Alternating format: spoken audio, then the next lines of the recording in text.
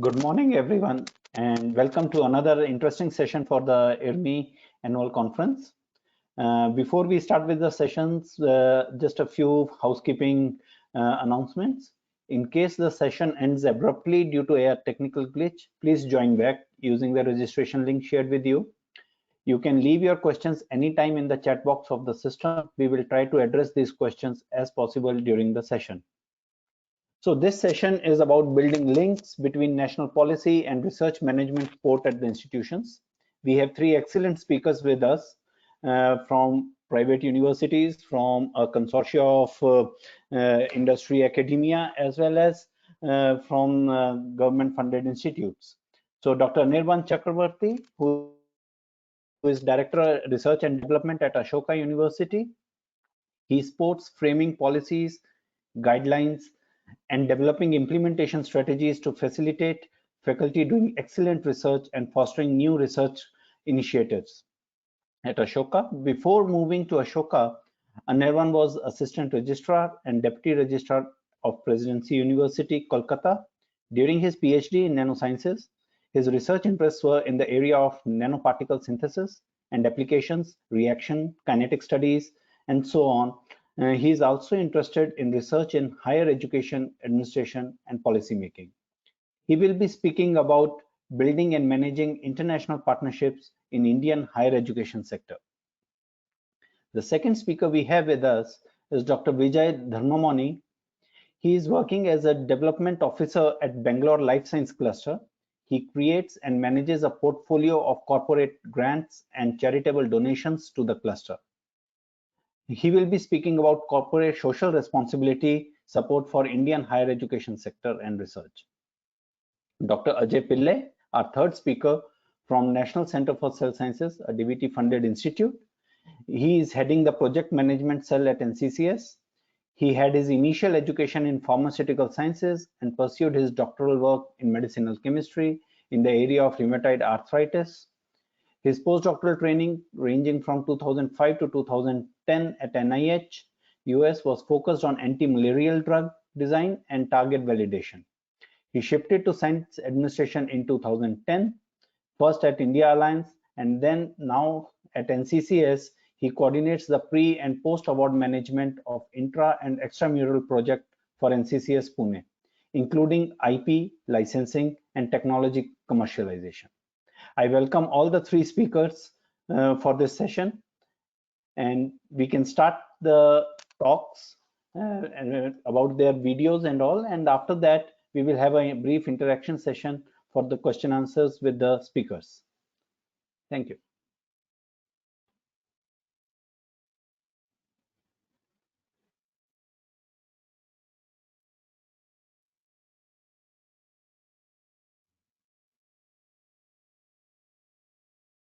My name is Anirban Chakrabarty.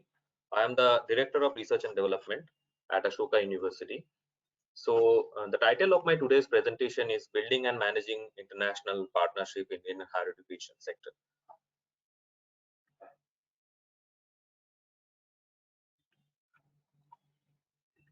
So in recent time, translational, cross-border, offshore, borderless, internationalization, these are very trendy terms in higher education and research sector, particularly from 2000 onwards, when mobility in this sector took shape and advanced.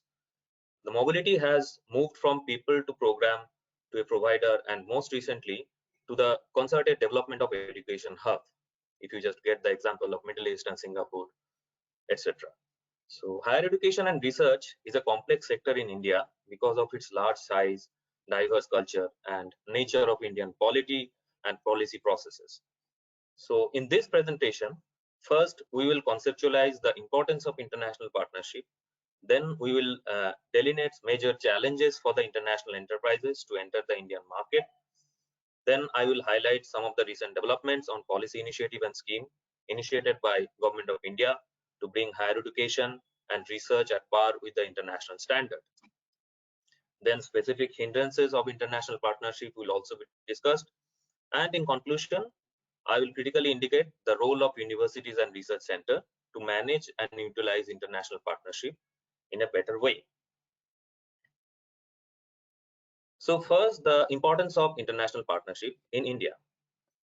India is constantly growing and improving in the higher education sector, and educating and providing half of its population, which is under 25, with globally relevant knowledge and skill is an immense responsibility for the country. India's current gross enrollment ratio in higher education reached 26.3%, which is significantly behind other developing big countries like China and Brazil, and not at all comparable with much of Europe and North America, where 80% or more students enroll in higher education. So there is an immediate need to increase the institutional capacity. The current NEP also suggested that the country should aiming to increase the gross enrollment ratio to 50% by 2035, including the vocational and distance education. So this massive demand has opened up an excellent opportunity for international partnership, collaborations, and also investment.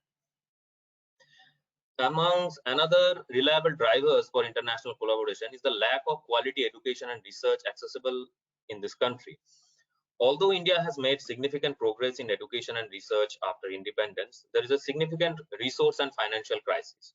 Most of the institutes have a shortage of funding, while some institutes like IITs, IIMs, ISRs are funded reasonably by central government and have better facilities. Major state-owned universities are lagged behind. The challenge of infrastructural upgradation and that also can be addressed by using scalable new technologies and allowing foreign collaboration. Ranking is another factor. Indian institutes are constantly failing to secure good ranks. In the recent QS ranking, the number of Indian institutes in top 1000 dropped from 25 last year to 21, and only 3 Indian institutes make it to the top 200. The Times ranking has also included 33 Indian institutes in the top 1000, but not a single entry in the top 200. So this newly introduced parameter for promoting international partnerships such as student exchange, international research network, number of international students and staffs and scholars are creating eagerness among the Indian Institute for international collaboration. Also, from according various reports, similar practices has been increased the visibility of many Chinese and Australian universities in the global level. It's a very easy term to rank good in the international ranking.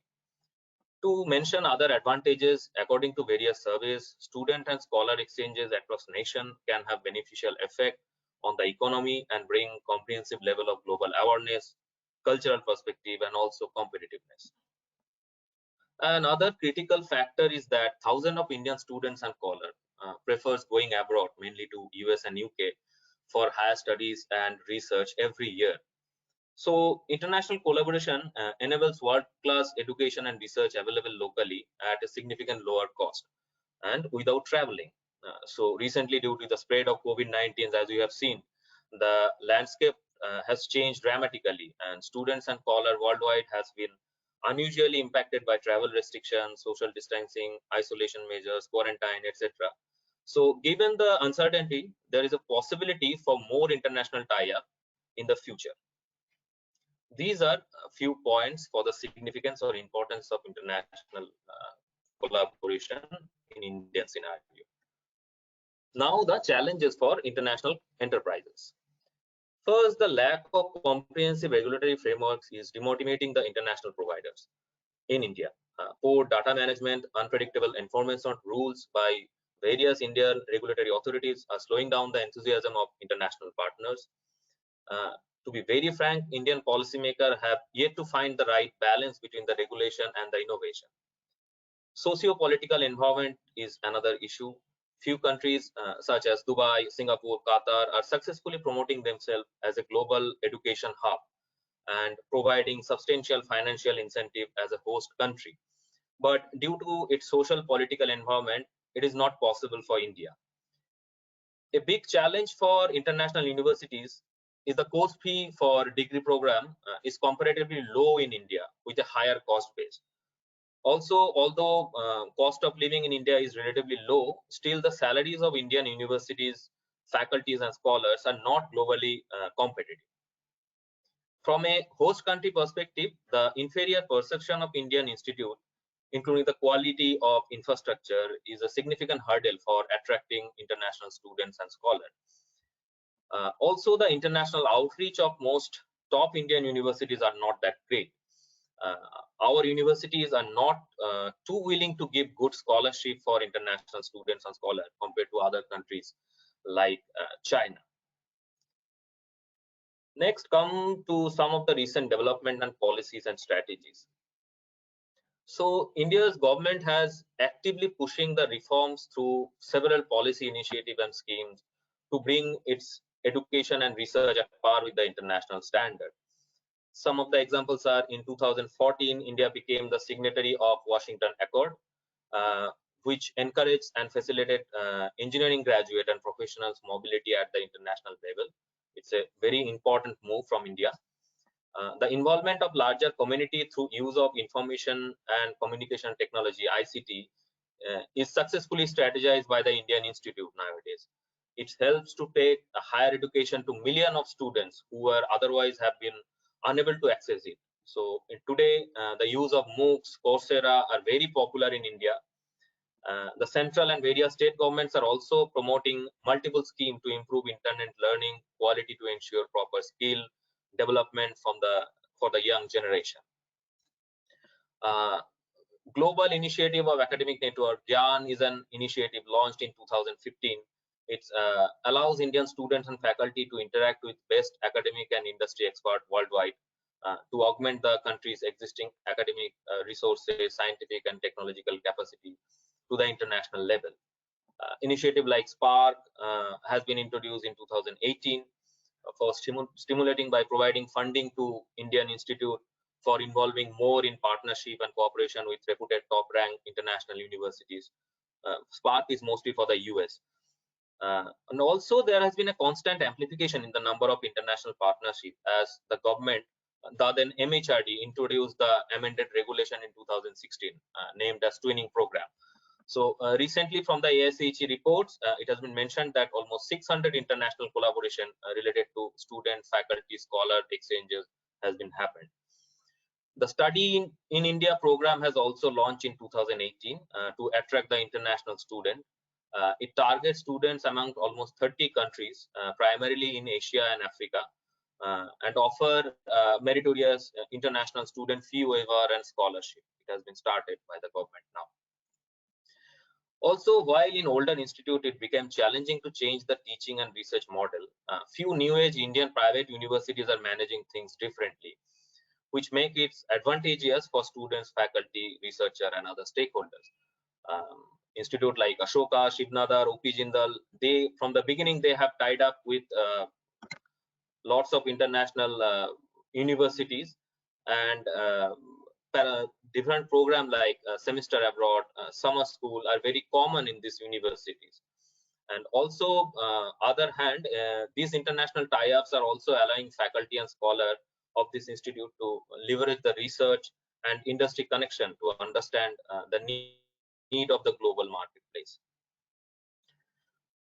To mention very specially, the Indian higher education sector is currently abuzz with the recent release of a new education policy with various suggested reforms, like moving towards a more holistic and multidisciplinary education with a strong focus on internationalization. The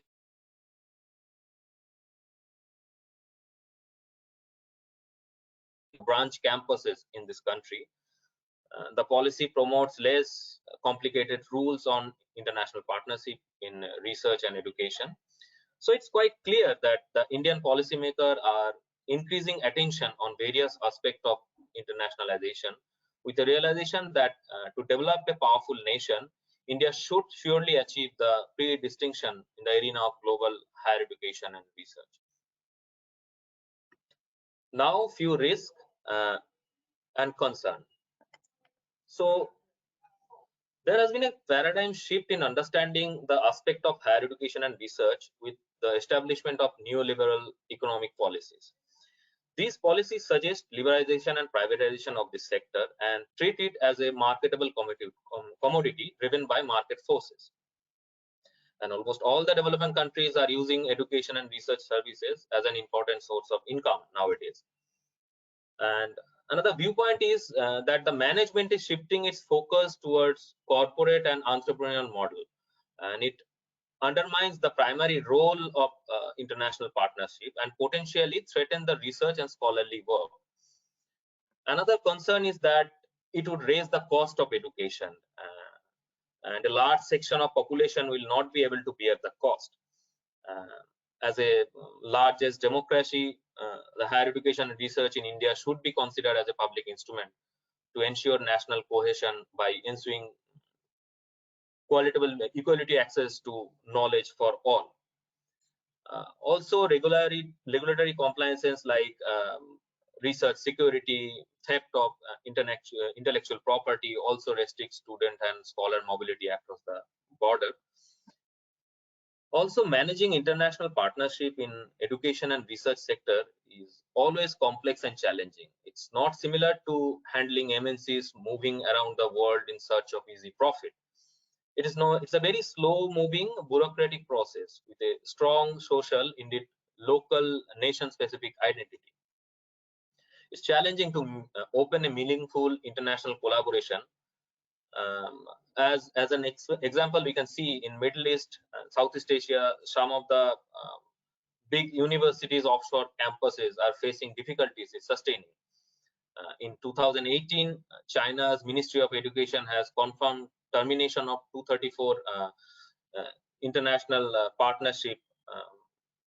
They have stopped because it does not have any meaning for them, they say. So considering the India's diversity in culture and socio-economical structure, establishing a significant and meaningful international collaboration is challenging in order to prevent incomprehensible contributor behavior and recipient disorientation. Because for decades, the flow of academics has been in the opposite direction from India to other countries. Changing this will take a lot of reforms and everything. It's not easy. Also, lacking the capacity and will to implement the quality assessment procedure regarding research and academic program delivered by foreign providers is a major issue. It's a very critical issue. Indian national quality assurance system are different from many international measures, and in some cases the quality assurance processes are too complex and compromise the autonomy of the institute. This is also really very important and crucial. So now we'll move into the roles of universities and research institute in this aspect.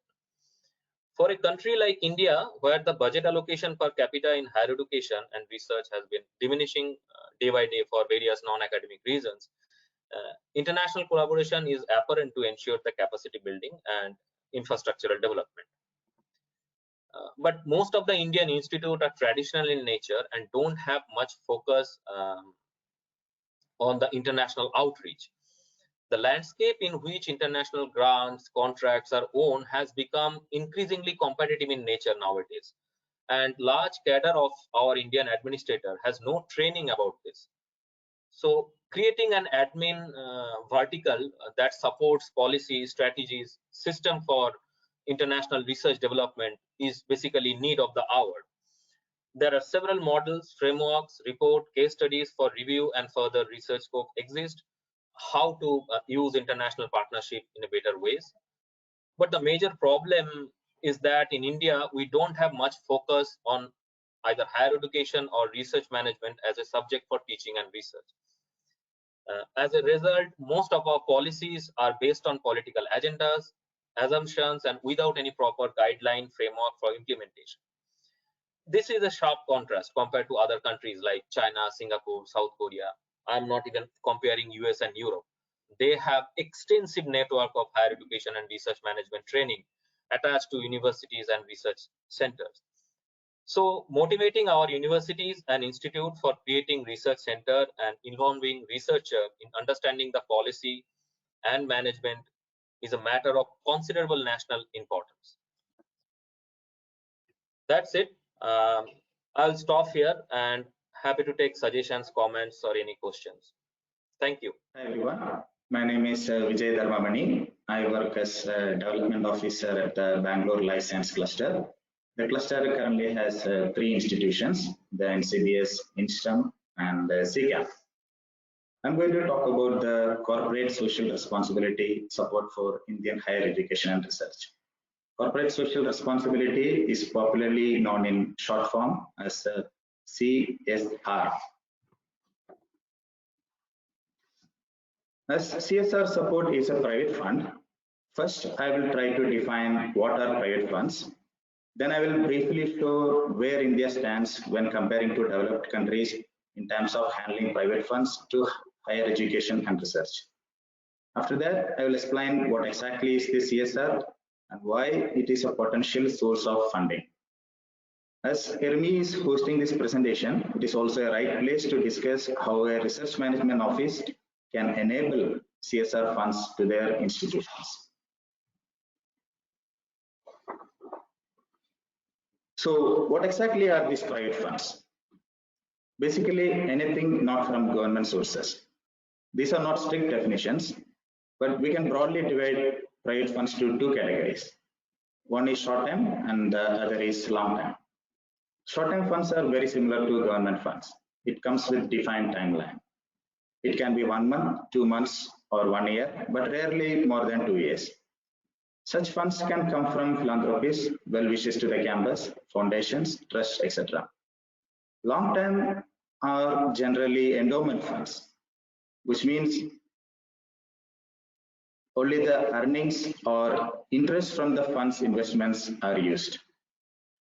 This is meant to protect the capital perpetually for future generations also.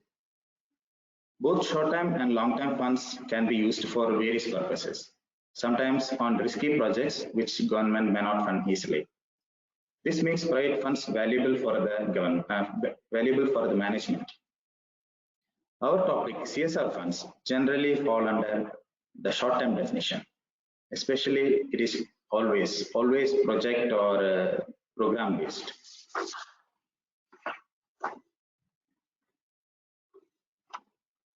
Now let's see where India stands in the global scenario in terms of private funds. Here in this table, I have shown the endowment figures of 10 universities in the USA. As you can see, all are about 10 billion US dollars. This is just endowments, excluding other type of private funds, which may be also equal to this. Similar data can be seen in UK, Germany, or any other developed countries. As these higher educations are also place of world-class research, bulk of these private funds supports the research activities also. When you see the structure of the research management office in the developed countries, they have a team handling various activities. Just for private funds, they have grant managers, academic fundraisers, corporate consultants. Corporate consultants are very important because of their corporate experience. They have many contacts. Private fundraising is all about networking.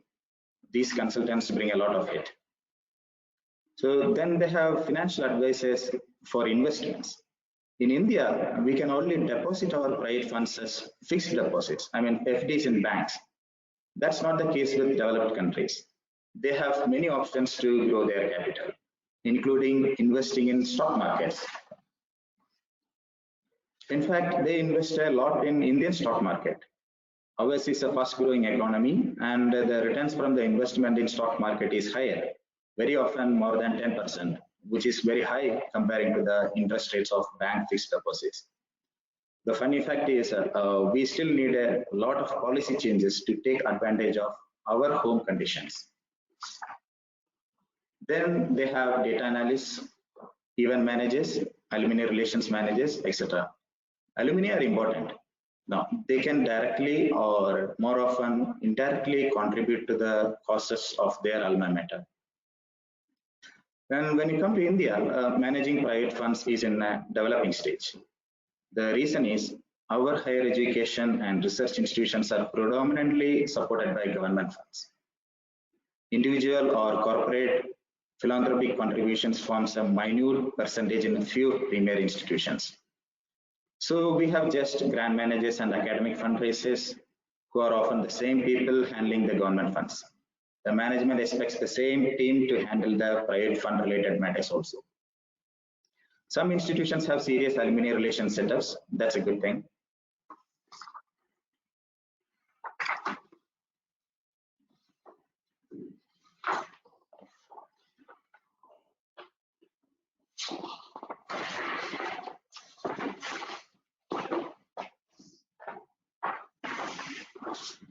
Among the private funds, my topic is to discuss more on the CSR funds.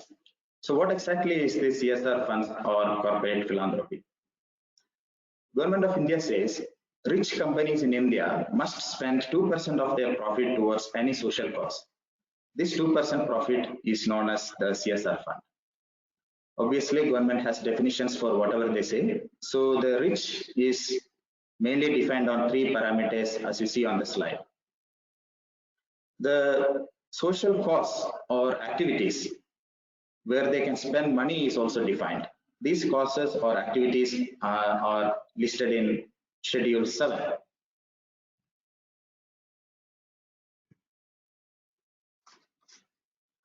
Schedule 7 has 12 main activities listed with numerous subcategories, essentially allowing any social cause, even if it is remotely related to any social cause, social issues. The good news is research is also one of the activities where CSR funds can be spent. The word research is specifically included in 2020. This now clarifies any confusion whether CSR fund can be spent on research.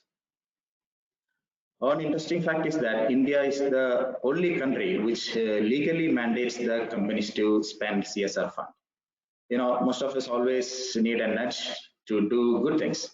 It's evident from the post 2014 CSR spending data.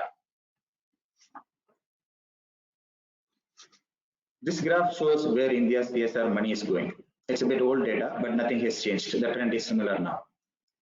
As you can see, it's a highly skewed data. Most of the money is going to basic education, healthcare, sanitation, etc., which are obviously India's priority areas today, not challenging that. The point is you cannot find research or higher education there because negligible amount is spent on these areas. About 18,000 crores of CSR fund was spent in the financial year 2018-19. From this, less than 1% went for higher education and research.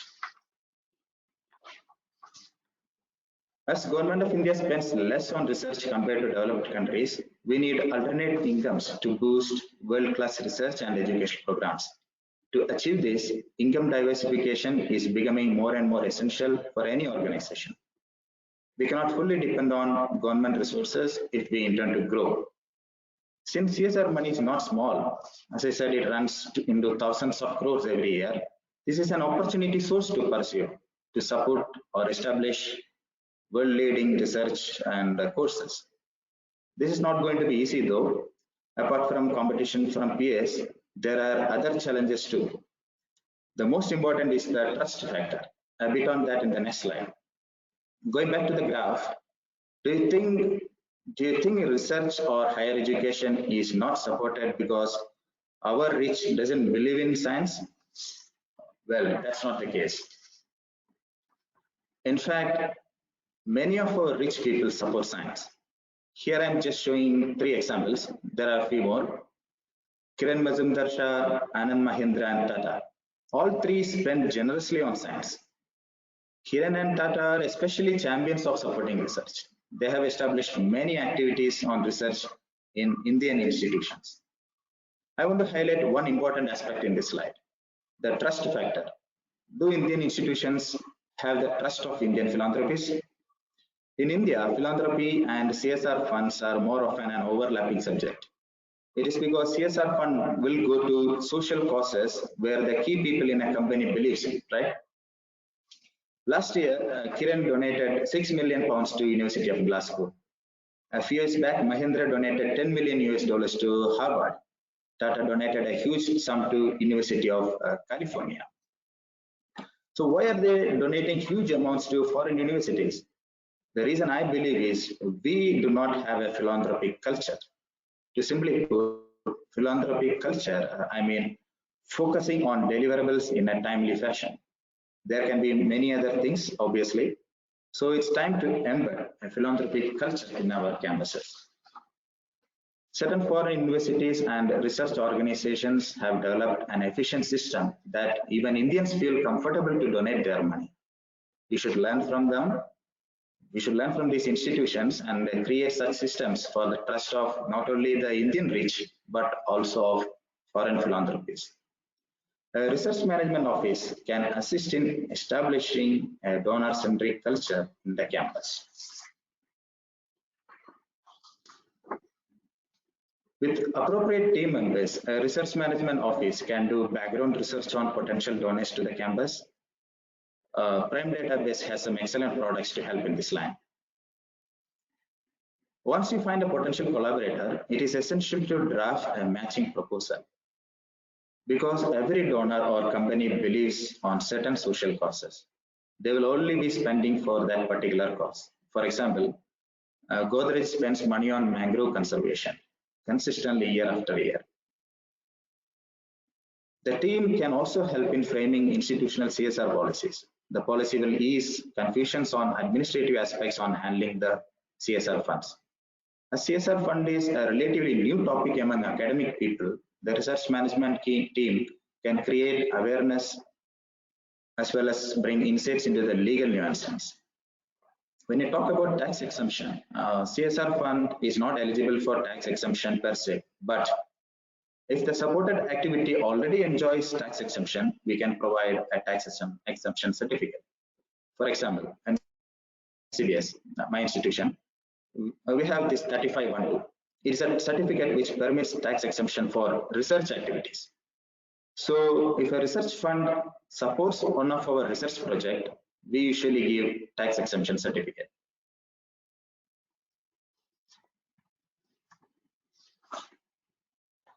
The research management team can help the senior management in establishing a donor-centric culture in the campus. This involves providing strategic advices to develop a philanthropic culture in the campus. The team can also keep the donor stewardship activities of the campus alive. You know, we can never guess what motivates a rich person to donate. Chris Gopalakrishnan once said, when a paper is published in internationally respected journal by the researchers that we fund and I get a copy, it feels good. Putting time and effort in keeping existing donors happy is very essential. To conclude, the most essential step in nurturing impactful CSR collaborations is to embed a philanthropic culture in the campus. The senior leadership can bring in strategic changes to achieve this. This is essential to instill confidence in the millionaires of India who believe in science, so that they can find a place to collaborate as well as donate to Indian institutions rather than foreign organizations. And third, we should have well-developed proposals for projects or programs. As I said, CSR fund can only be spent in project or program mode. We should be prepared with projects or programs to tap this resource. Unlike managing government grants, there are certain areas to improve while handling private grants. One such thing is to avoid delays in communications. Delays will almost always result in losing potential collaborators. In case of existing collaborations, delays in delivering objectives could result in non-renewal of grants. It's also important to have a team supporting the senior management in managing private funds. I will wind up my presentation by sharing a formula for fundraising developed by UK Universities Consortium. It goes like this: a combination of strong leadership and an acceptance of the value of fundraising throughout the institution, alignment with strategic priorities, a practice that reflects an institution's distinctiveness, proactive external relations, and a well-resourced professional fundraising office. Thank you. Thank you, IRMI 2021, for giving me an opportunity to discuss about the challenges in IP licensing and technology transfer in academic institutions. This is Ajay Pillay from National Center for Cell Science, Pune. As we all know, intellectual properties are in various forms. A song can be copyrighted. A logo can be trademarked. If I know a process to make a pizza, it can be kept as a trade secret. But in research organizations, most of the intellectual properties come in the form of scientific knowledge, and we tend to patent all of that intellectual property. Patent is an exclusive territorial right granted for a limited period of time to an inventor for his invention. The invention ought to be innovative, it should be novel, and has to have industrial applicability and not obvious in nature. You can classify broadly patents into utility, planned, and design patents. Utility patents are where you have pharma products or any products which has utility. A plant if can be generated, a plant variety if it can be generated through a sexual reproduction, you can file a plant patent. And if I design a wheelchair, for example, to enhance the mobility of handicapped, I can design the wheelchair. Patents are generally done because you get exclusive right, and it helps you to enter into negotiations and deals when you transfer or sell or license the patents. It's also a great opportunity for an inventor to get market access.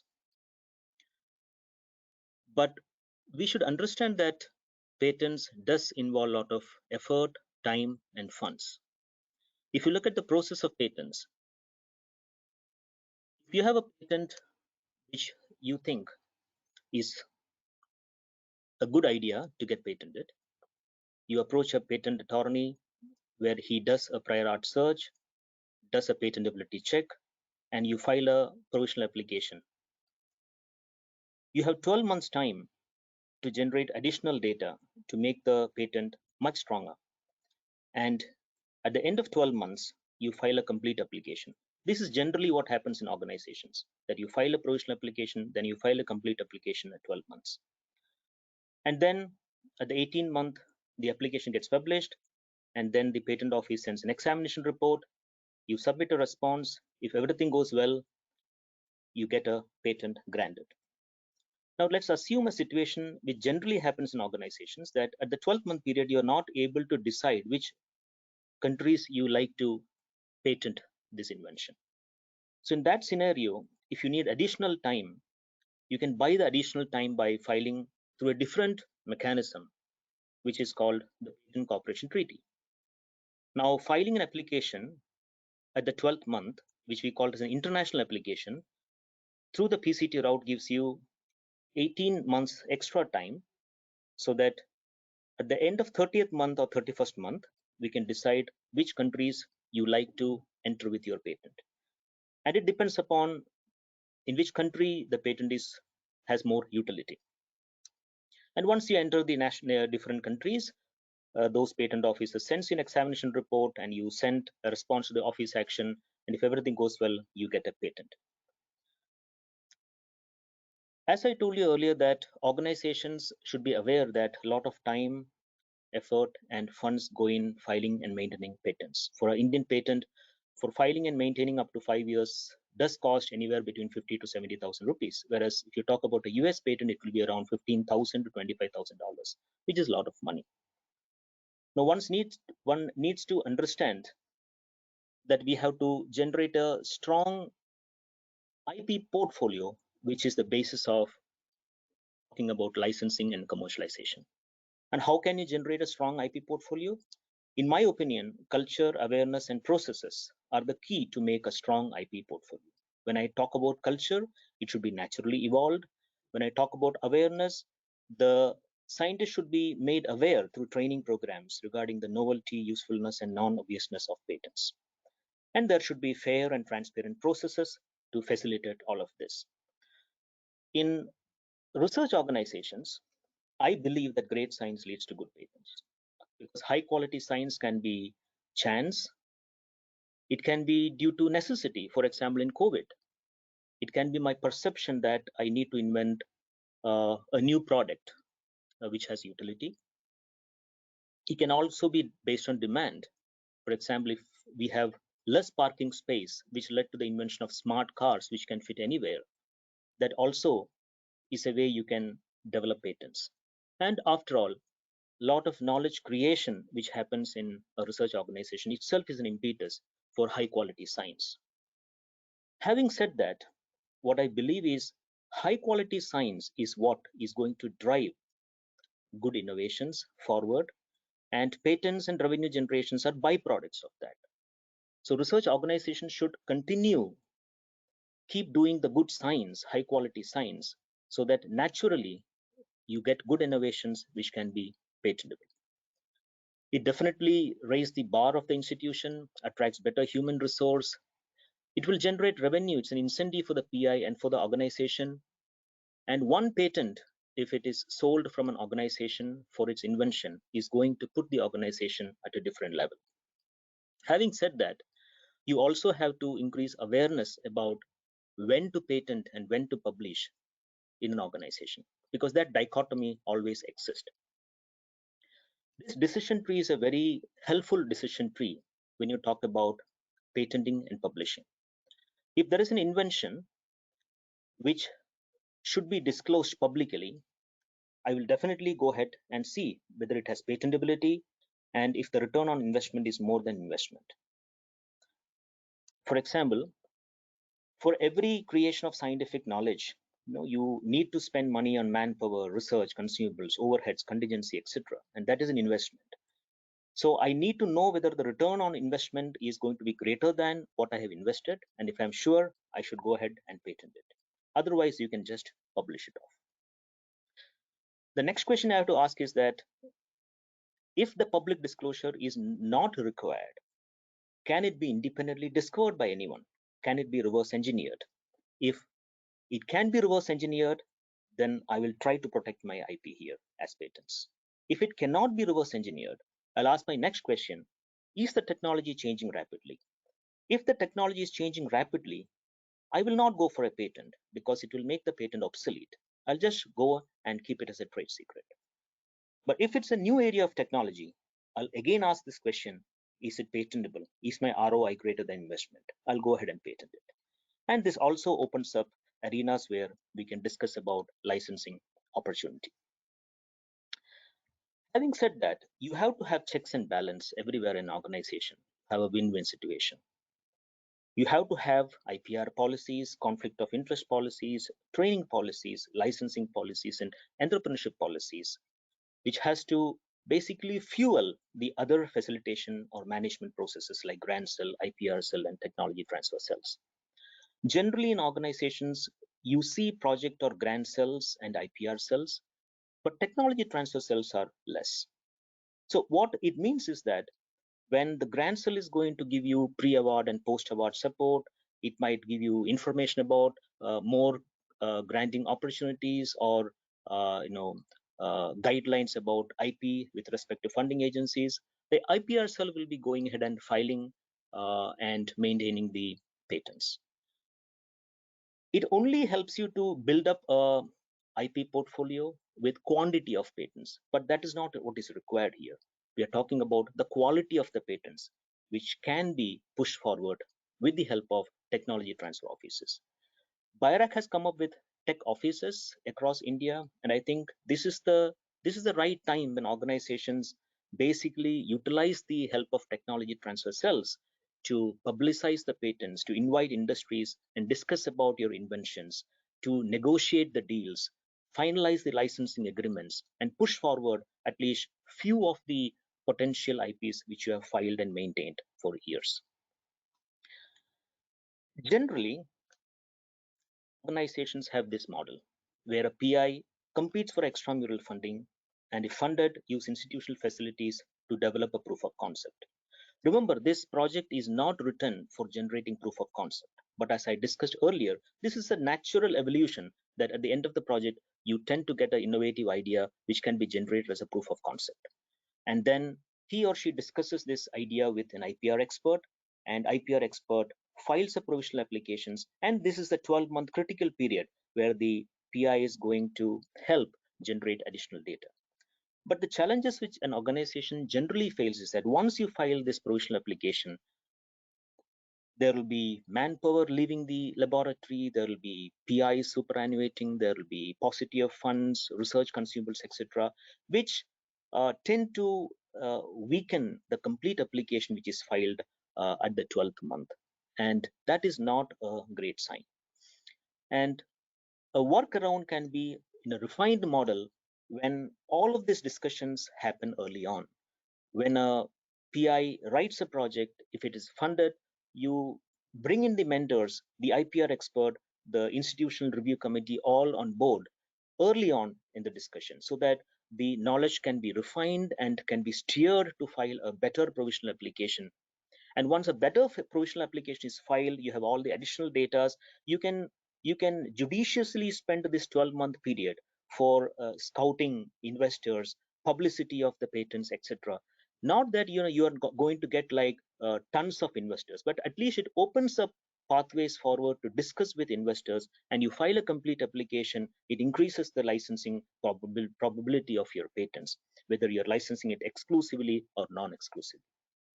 And organizations should also have a model which is inbuilt when they need to take specific innovations which they think has high invention potential. For example, if I have an idea which I think is very, very critical and has to be protected, and there is all chances that my return on investment is going to be much, much more than investment, PIs has to be encouraged to apply for extramural funding. BIRAC PACE has dedicated programs which is for 18 months for generating the proof of concept. And using this model, you can file a strong provisional application. And I think the biggest advantage here is that the technology transfer offices can help close the deals, because already the industry is on board. You can have the IP shared, and industries will be happy to invest. So precisely, or in summary, I think the challenges and mitigation plans are as follows. You have to have awareness about the decision tree. This has to be educated to the scientist so that it will avoid the dichotomy to patent or not to patent, or when to publish. Great science is what will lead to natural evolution of good patents. Clear policies and transparent processes will create the right culture. Early discussions will lead to generation of strong IP portfolio. Strong IP portfolio will lead to successful licensing deals, and establishing tech offices is the need of the hour, and we have to utilize their help. It will enhance the useful utilization of strong IP portfolio. I thank you, and I'm ready to take any questions.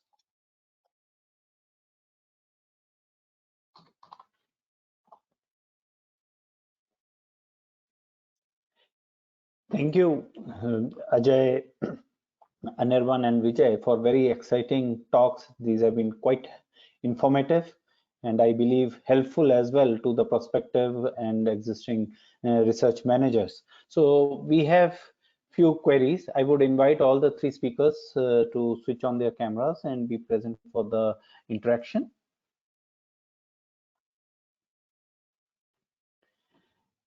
Yeah, so for Anirban, what do you envisage as a best strategy or a practice for building international partnerships and research, collaborative research?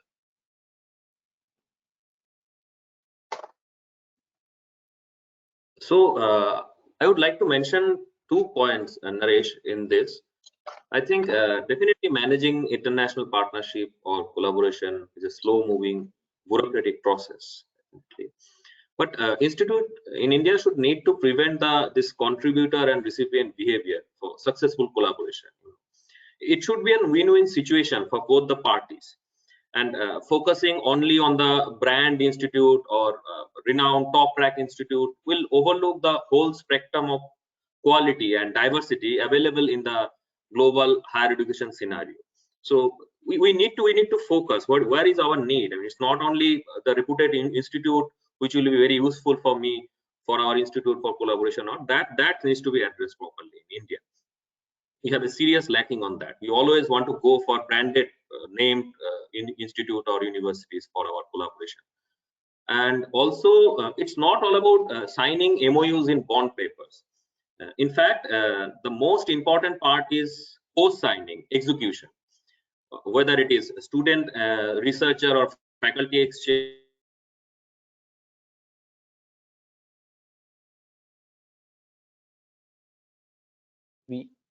We lost you, Anirban.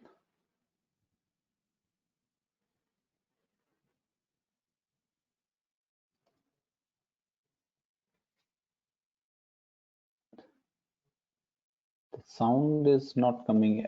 Am I audible? We can hear Naresh, but not Anirban. Can you hear me now? Yeah, it's good. Yes.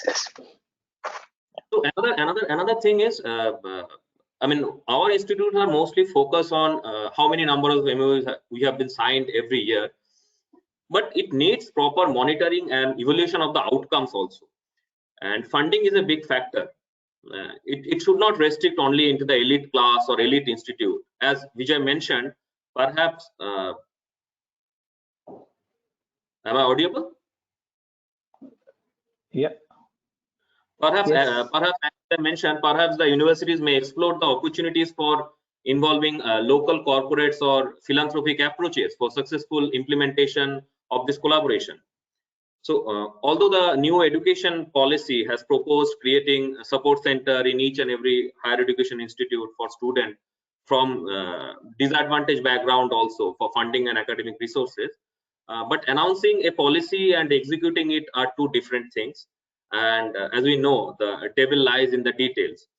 But surely we should encourage research on how to use foreign collaboration in a better way, diffuse it systematically in our urban and rural sector, so that the benefit can reach out to underprivileged strata of the society. Thank you, Anirban. And taking the thread from what you just mentioned, that institutes can take or rather get funding support from, let's say, corporate sector and all. The next question I will pose to Vijay regarding what would be his advice to the research managers who wish to support or get attract CSR funding for their institutions. How they can keep themselves informed, are there opportunities to which they can apply, and how they can put in line the interests of the institute as well as keeping in mind what the industries or the corporates want to fund as CSR. Okay, to attract CSR fund, there is no magic formula, but what we can do is we can match the interest of what corporates are looking for. For example, now government has made it legally bindable for corporates to spend CSR money. So they have to report to government like the way we report ITR, income tax. Online, they have to report to government. It's very strict. Otherwise, you have penalties in the form of fine. So we can create a welcome environment so that it will be easy for the company to spend money on us. So we would comply in their reporting format. That's one of the administrative part. Then the second one, I would say we need certain tax exemption certificates. It's for credibility purpose also, like 12A, ATG, because the recent amendment, what government got last month, it's clearly mentioned, the trust or the company should have 12A and ATG. It's kind of going to be strict. So then the third aspect, I would say, since CSR money is going to be spent on a project or program mode, the institution can have, very socially responsible or national priority, important proposals ready, which is again matching with the corporate interest. So these are certain ways we can convince corporates to depend or to spend on us their CSR funds. Thank you, Vijay. Ajay, you showed a slide about where you said that there has to be interaction between grants office, IP office, and tech transfer office to work together in harmony for developing a strong IP profile within the institute. So what would be your advice to the research managers working in this domain? What best practices they can follow to develop that kind of interaction?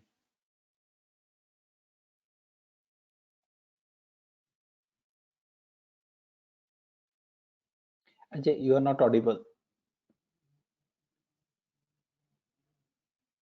I think that when PIs formulate the project applications for extramural funding, it's always better to find out a mentor, or an advisor within the institution who is a senior investigator or a senior scientist, and discuss with them the, is there a potential objective in that project proposal which can be taken on later as a potential technology.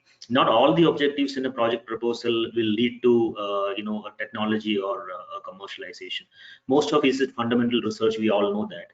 But I think that element of technology commercialization should be discussed much early on with senior investigators, and we have to have a committee which will consist of IPR expert, licensing expert, possibly, if there are some angel investors who can be roped in early on into the committee, they all will help to look at the proposal and suggest whether we can refine or fine tune one or two of the objectives in the proposal.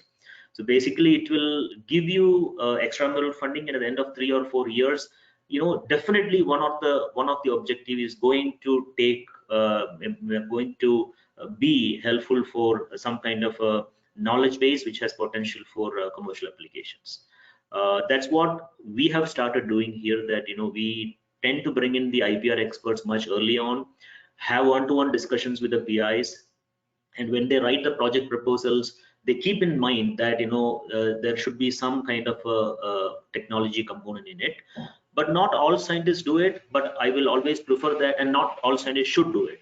But scientists who have the passion to do it should definitely take that additional way forward and frame their proposal. That's what I think. Thank you. And in interest of time, one very last question, and it is open to all three of you. In all the three sectors that we just talked about, there is always a possibility of a conflict.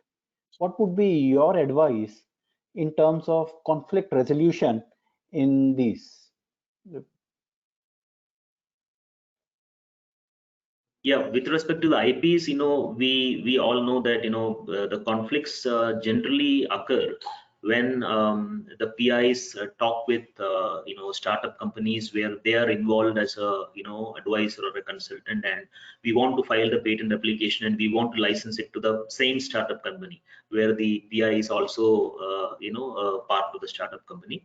But DBT has the OMs issued wherein the DBT scientists can basically spend their time advising the startups, and the organization can take equity on the startup, and we can basically license for the IP to the startup, no problem in that. And there are clear guidelines in the OM as to what kind of equity can the institution ask with the startup, and what will be the role of the PI who is a part of the startup and also the part of the institution as a PI.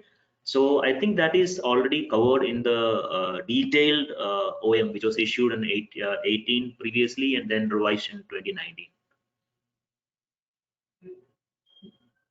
Yeah, I think the framework and the policy guidelines is very much needed, to avoid the conflict in every aspect, even for the collaboration and international partnerships also.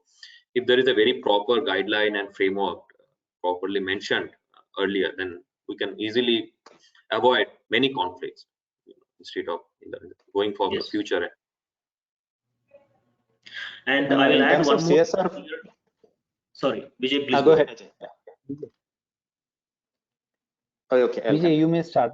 Ajay can. Yeah. So, right. So I don't know where CSR fund will have a conflict in IP or foreign collaboration, because with regard to CSR fund spending, these two aspects are clearly excluded. Excluded in the sense, IP related benefits belongs to the receiver, the donor, the corporates in whatsoever.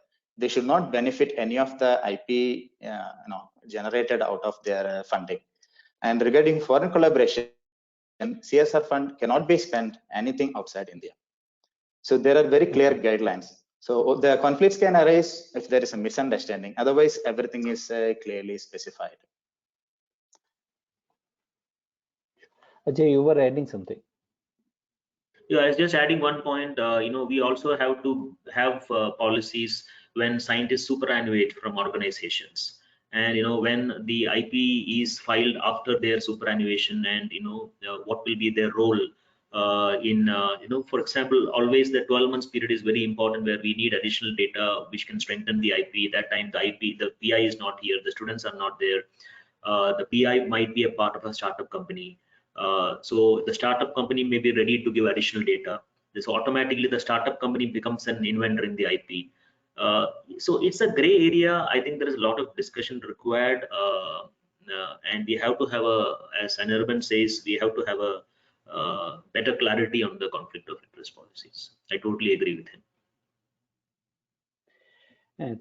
Thank you. And I'll just briefly summarize what we sort of discussed in this session about the policy and the integration of the policy with respect to the international partnerships, the industry academia partnerships through CSR and philanthropic efforts, and also taking the technology and licensing it out. So basically, the institutes and the research universities should have clear-cut policies and guidelines in place for whether it is developing partnerships or the industry, academia, and technology transfer to avoid conflicts, as well as have a clear, transparent processes in place. It all depends upon the leadership as well as the individual PI working on those their efforts toward developing these things. Government is supporting and developing new policies onto it to initiate these partnerships in place. I thank you all for the talk, and I hope that our participants and audience would make use, must have benefited out of it. Your contact details are shared with them. They should feel free, because there have been a lot of other questions as well, which in respect of time we are unable to take. I request them to directly write them, address them to you, and they should be able to start a dialogue with you independently of this. Thank you very much. And now we will shortly join for the next session. Sure. Thank you so much. Thank you.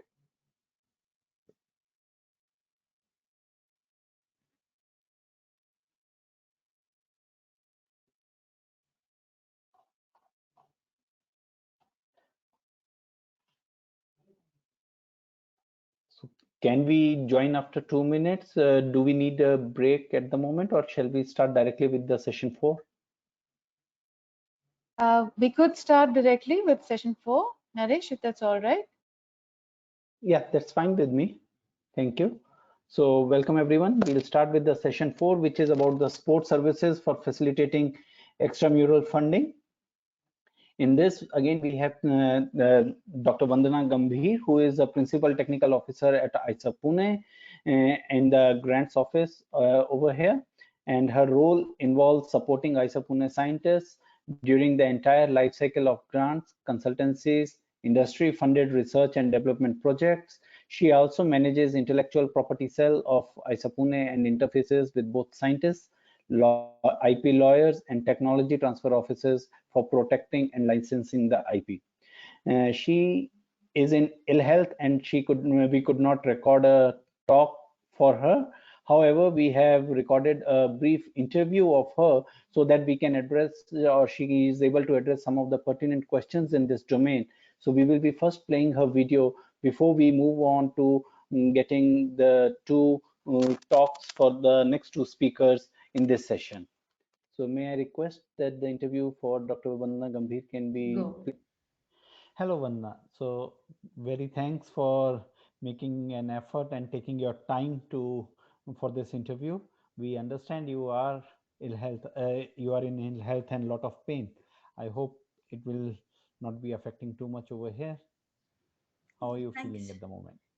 Thank you, Naresh. Yeah, it has been a difficult time for me, and I'm staying put. So I hope that I'll go through this interview. Well, Sure. Hats off to your commitment. Thank you very much once again. And let's start. So the first question we have is, we agree that agreements are key to enable partnerships. What are your initial thoughts on it? Thanks, Naresh, for asking this question. Um, the reason behind partnership and sealing the agreement is because both parties, they believe that the complementary expertise or the strength of the complementary infrastructure is very, very crucial for the project on which they want to work together. As well, it is also crucial to define what are the deliverables and timelines of it. And also, it is crucial to know that what are the governing laws, and they agree to abide by the governing laws of both their organization as well as the nationality to which they belong. So agreements, they form the key to the partnerships what these two parties are interested in sealing. Thank you. So, what are the roles of scientists and institute leadership in enabling these research partnerships? Could Right. you please explain how this enablement is facilitated at ISA Pune? Right. So there are three questions in this. One is the role of the scientist, the other is the role of the leadership, and third is how these agreements we facilitated at our organization, that is ISER Pune. So the answer to the first question, I believe, is the scientists are actually the catalyst to the agreement because they define the project, they know the experimentation, they know what are the objectives to be set in. So without that, the agreement is actually nothing. So that is the role of the scientist. When we talk about the role of the leadership has to play two important role. The first is that of an enablement, and second is that of an empowerment. So when we talk about enablement is because the leadership sets up the vision, what the institute's length and breadth scope of research area is. And then they set up the processes and the structures. Those could be centralized, those could be decentralized. So normally the central leadership would be the director and the immediate people who report to the director in taking these decisions, which are usually the deans. And then the decentralized units are the departments because each department is head by their own HOD. So they have to make these departments, irrespective of whether they are centralized or decentralized, to play a critical role in facilitating these agreements. And why they have to empower is because in the empowerment, they have to bring to their institute those organization representatives who they think partnership would be very, very crucial for the success of their organization and their scientists. So, having spoken about both the scientists as well as the leadership, now I'll in few minutes talk about how we at ISER Pune we facilitate these agreements. So, in the research and development unit, as well as the other departments which are very, very critical, play a role. So, we have four verticals at ISER Pune. These are the grants office, the international office, the outreach and endowment office, and the research communication wing. So, depending upon what kind of agreement is to be facilitated, the party, which is the scientist, they come and directly interact with these departments, and then these departments representatives or the managers, they report directly to the deans, and then the deans they directly report to the director or registrar. So it works in a very synchronized manner, and we have very less bureaucracy in facilitating that. Thank you. Given that ISAs have many departments, how can research managers such as yourself facilitate research agreements for these multiple departments? Right. So let me talk a little bit first about the research agreements, and then I'll come to the role of the research managers. So when we look at the structure of research agreement, it can be broadly structured into five parts. It includes the partners, their details, what are the roles and responsibilities of the scientists which are involved within the scope of the project, the timelines, the budget, then what are the governing laws of the nationality and how the conflict resolution will be handled. And the last part is scope of IPR generation, how the IPR will be protected, maintained, and commercialized. So when we look at overall part of it, we see that almost 60% of the part of the agreement it comprises of more of where faculty can play a role in it. And the remaining 40% is where research managers play a role, because they are the ones who will educate the faculty in explaining what are the different kinds of agreements they can enter into, which, and depending upon their need, which agreement they should go, and whether first of all they have signed the NDA, or if not, then they should immediately sign the NDA first, which is a non-disclosure agreement, and then is where they can facilitate further discussion. They also are the ones who will discuss what is the background intellectual property, if at all there is anything in the work which they plan to do, any partner organization holds any background IP, and then how that IP will be utilized if we suppose that the project leads to a product or a process which can be commercialized. And they are the ones who knows what are the institute policies in terms of budget or how it will be implemented, who will be the signing authority. If they also possess some legal knowledge or technical knowledge in the field, then they can also be helpful in negotiating the agreement with their counterparts, and they are the ones who will be facilitating the presentation of this agreement to the authority in the institute and helps in sealing the agreement. So when we see all these structures of the research agreement, you will fairly agree with me that a lot of it involves a managerial and administrative role. And that's how, irrespective of which department the agreement is coming from, they can easily facilitate the discussion and the finalization of the agreement. Sure. So, do all research agreements involve financial transactions? No, Naresh, that's not the case, because many a time what happens is faculty are interested in exploring the partnership, what it can lead to. Sometimes they're also interested in, putting a project together for funding to a third party. So those kind of exploratory agreements will not involve any financial commitment from any of the organization.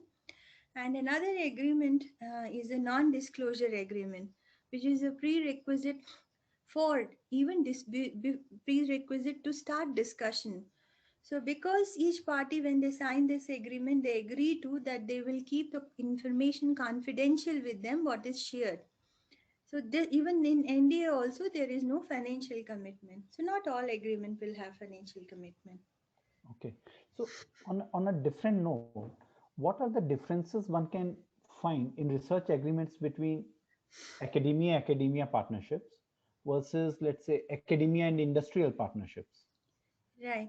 So before I explain the different categories of agreements which could go into either academia or academia industry, let me talk about the broadly what are the different categories of agreements. So we could divide them into the contract research agreement, the consultancy agreement, the collaborative research agreement, and the licensing agreement. So NDA would be a prerequisite to all of these agreements. So, in my experience here at ISER Pune, what I have witnessed is the academia agreements are usually of the collaborative research agreements, where the funder is a third party. And when I see the academia industry research agreement, I see all four kind of categories over there. So I'll take some few minutes to explain broadly what fits into this. So in consultancy agreements, the industry is interested in the intellectual input from the scientists. So many a times there are not any IPR generation of it. If at all there is any possibility, then industry would always is interested to keep the IPR rights with them. And faculty also, since, or scientists also, since they are getting the consultancy fees from the agreements, is where they agree to giving the IPR rights. In the contract research agreements is where the scientists get all the requirements what they have asked for in the proposal, and they get funds from the industry. In lieu of getting all these requirements is where they have to give the IPR rights to the industry. And in the collaborative research agreements is other kinds of agreements where the IPR rights are shared. And in licensing agreements are those agreements where Academia has to demonstrate to industry the technology in the market condition and also has to support the industry in the intellectual input which is required for scaling it up so that it can reach to market. Thank you. Not taking much of your time. So, lastly, what would be the message you would like to give scientists who are trying to find partners for research, and your advice to research managers who will be making these agreements for the first time? Right. So thank you, Naresh, for asking this question. Though I have few years of experience of handling this at ISER Pune, but given the vibrant atmosphere here, which I have seen for the partnerships in facilitating that, the role which I play is where I will share it with. When I talk to scientists is where I usually like to understand what is it they are looking partner for. What are the rights, the R&D rights they are ready to give it to the partner, or they want to keep it with them? Are they interested in working long time on the development of the technology? So if the answer, according to the answer, is where I advise them what is you should take it, whether it is consultancy contract or whether it is the collaborative research agreement. So accordingly is where I would advise if all the scientists who are in the audience as the participants to carefully study what these agreements they bring to you and then accordingly seal the one which is suitable to you. And to my fellow research managers, colleagues, I'll advise accordingly that they should also be very careful in advising what is the category and be very careful in the IPR generation. Also, the NDA is a very prerequisite because sometimes if NDA is not signed and in a friendly tone, if one shares the idea or the findings, the initial proof of the concept findings with the other people, before filing a provisional patent application, it's possibility that if the idea gets stolen and then the IPR rights would also be stolen. So NDA is a prerequisite. That is what I advise. And the last advice which I will give to my fellow research managers is if they are advising on international research agreements, always include the law of arbitration and include a third party, the laws of a third party which are neutral English speaking, and such as, for example, the laws of Singapore or laws of UK. So thank you, Naresh. Thank you, Vanna. This interview has been quite informative, and I hope it will definitely benefit our participants. And we pray for your good health. Thanks a lot for taking time and interacting with us. Thank you. It was my pleasure. Thanks, Naresh.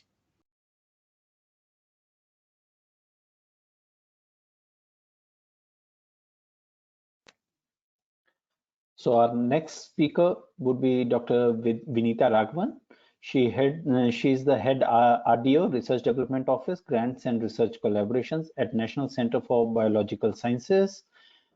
She is trained more than 10 years of experience in Indian research management and administration, and has been one of the pioneers in establishing this RDO for the combined campus of Bangalore Life Science Cluster, comprising NCBS, INSTEM, and CCAM.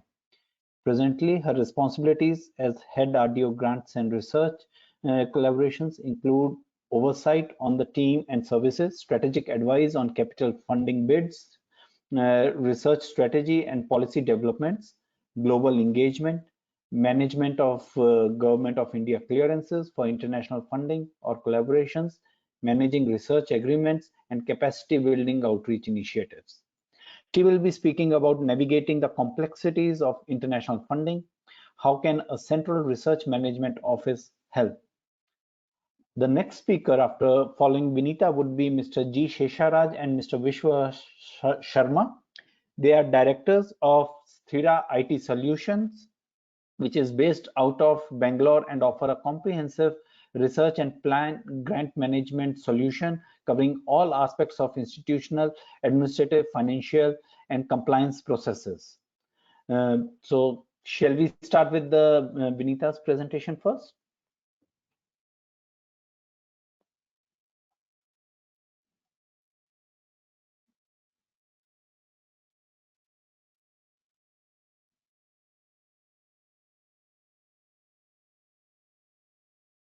Hello all, my name is Dr. Vinita Raghavan. I head the Grants and Research Collaborations vertical of the Research Development Office at the Bangalore Life Science Cluster. The topic of my presentation today is navigating the complexities of international funding and how a central research management office can help. Before I start, I would like to give a brief introduction about myself. I started my career in academia with a PhD from ICGP New Delhi, and then I did a couple of postdocs at Memorial Sloan Kettering Cancer Center in New York, as well as the Yale School of Medicine. And after 6 years of postdoctoral training, we made the decision to return to India. And it was at this stage that I took the leap from the career path of academia into the research management and administration, and joined the Research Development Office at BLISC as the grants advisor, and I've steadily grown in my career to my current leadership role as the head of grants and research collaborations in the RDO. The Bangalore Life Science Cluster is a unique hub of excellence of biological research in India. It comprises of 3 institutions: the National Center for Biological Sciences, which is a center of TIFR and an autonomous institute under the Department of Atomic Energy; the Institute for Stem Cell Science and Regenerative Medicine, which is an autonomous institute under the Department of Biotechnology; and Center for Cellular and Molecular Platforms, which is a Section 8 company supported by various departments and ministries of the Government of India. And together, the 3 institutions encompass a broad range of research ranging from the fundamental translation to innovation. This is the outline of my presentation. I'll start my talk with talking about the value of international research funding. Then I'll present 2 case studies which highlight the complex requirements of accessing international funding, the roadblocks to international funding in the India context, and how a central research management office can play a valuable role in facilitating international funding. So why apply for international funding? Reliance only on government funding can be restrictive, as most of the researchers are aware, and it is increasingly being recognized that a mixed portfolio of funding is more sustainable for research, and international funding can be a very valuable addition to this portfolio. It can also facilitate the establishment of international and interdisciplinary collaborations, and this will help leverage not only intellectual and material resources, but also bring together complementary expertise to address contemporary questions which may be beyond the remit of individual investigators. These are competitive and prestigious, so of course they are a very valuable addition to your CV. More often than not, the funding amounts are usually high, and there is flexibility in usage of these funds. This is just a representation of some of the international funding agencies that we at BLISC have worked with in the past. And as you would appreciate, that this is not a complete comprehensive list, but these are just representations. So there are funding agencies such as the Bill and Melinda Gates Foundation, the Human Frontiers in Science Program, HFSP, the EMBO, the Science Foundation, Simons Foundation, the National Institutes of Health or NIH, and National Geographic, which fund globally. Now, the quantum of funding as well as the complexity in requirements of accessing these funding are varying based on the funding agency scheme guidelines. So I will just, in my next 2 slides, I'm going to present a couple of case studies which will make you appreciate some of the complex requirements required for accessing this funding. So the first case study that I present is about US federal grants. Now this, mind you, is a collection of various large number of funding opportunities that are offered by the US federal government, and some of which are accessible to foreign institutions as well. Now, in order to be able to access this funding, there are several institutional registrations which are required. Now, some of which I've listed here. One is the ERA Commons, which is to shepherd the application through the grants lifecycle from receipt to closeout. The grants.gov is the major portal through which you can find and apply for funding opportunities from various federal agencies. And most of these, both of these portals work at the pre-award stage. For managing the grants, there are 2 portals.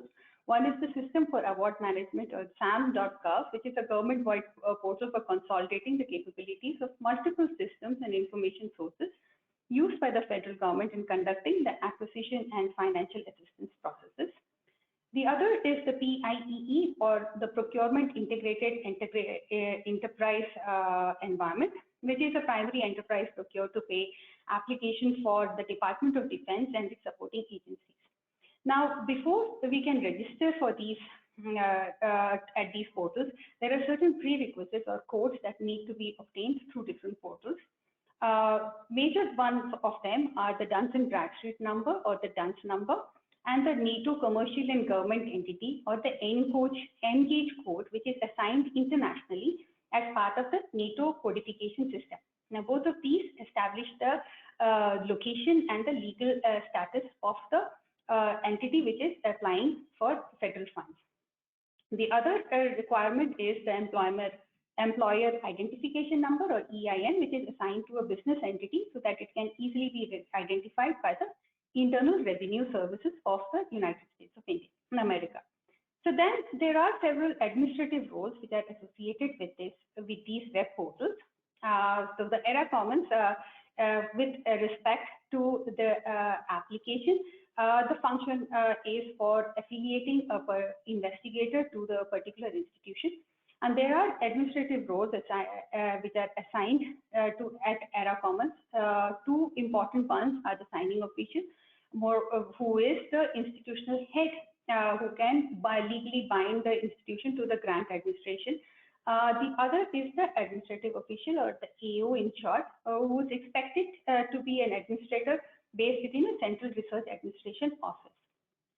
The grants.gov is the application submission portal, and again here there are administrative roles. Two of the most important administrative roles are the e-business point of contact, which can authorize roles, and then the authorized organizational representative, or the AOR. Now the AOR is the administrative official who can create what we call the workspace for submission of applications, assign roles, and also submit the application. So on grants.gov, an applicant cannot submit an application directly. This has to be submitted by a authorized organizational representative. The SAM.gov is the function is for post-award management, and again you have a e-business point of contact and a funds receivable point of contact, both of which are based within a research office as well as a accounts team. Now, you would appreciate for all these portals, you have to manage several aspects, the roles, the passwords, and the institutional registrations. The passwords expire every 60 days for grants.gov and every 120 days for SAM.gov. So this is something that needs to be renewed on a very regular basis, and the institutional registrations also need annual update, annual renewal, especially for the SAM.gov. So you would appreciate that for all these administrative roles, a Central Research Management Office is a very valuable resource. Here I've attempted to put in a few web links which will help you navigate if you are thinking of accessing US federal funding. Here are some of the links that will help you navigate through the different requirements for federal funding. And I've also put a web link here for the Fogarty International Center, which has a useful compilation of funding opportunities for global health research. The second case study that I would like to present is for the Simons Foundation. Now, this is a charitable foundation which is based in the US, and it is administered through this central portal called the Proposal Central. Again, there are administrative roles associated with submitting and managing the awards on this portal. These are the signing official, who is supposed to be a research administrator, who signs off on the application and also is responsible for submitting all the documents for activation reports and extension. The finance official is an official who is based within the accounts and the finance and is responsible for submission of financial documents. Now, the financial documents cannot be submitted unless and until it's cross-validated by the signing official. So the signing official and the finance official have to work very closely to manage the awards on the Proposal Central. Now, why I have highlighted this is that before the RDO, before the RDO came into play, there were multiple institutional profiles which were created, and these were created by a lot of investigators applying directly to the Simons Foundation. So anytime they started an application, they created an institutional profile. So there were multiple institutional profiles, none of which were validated.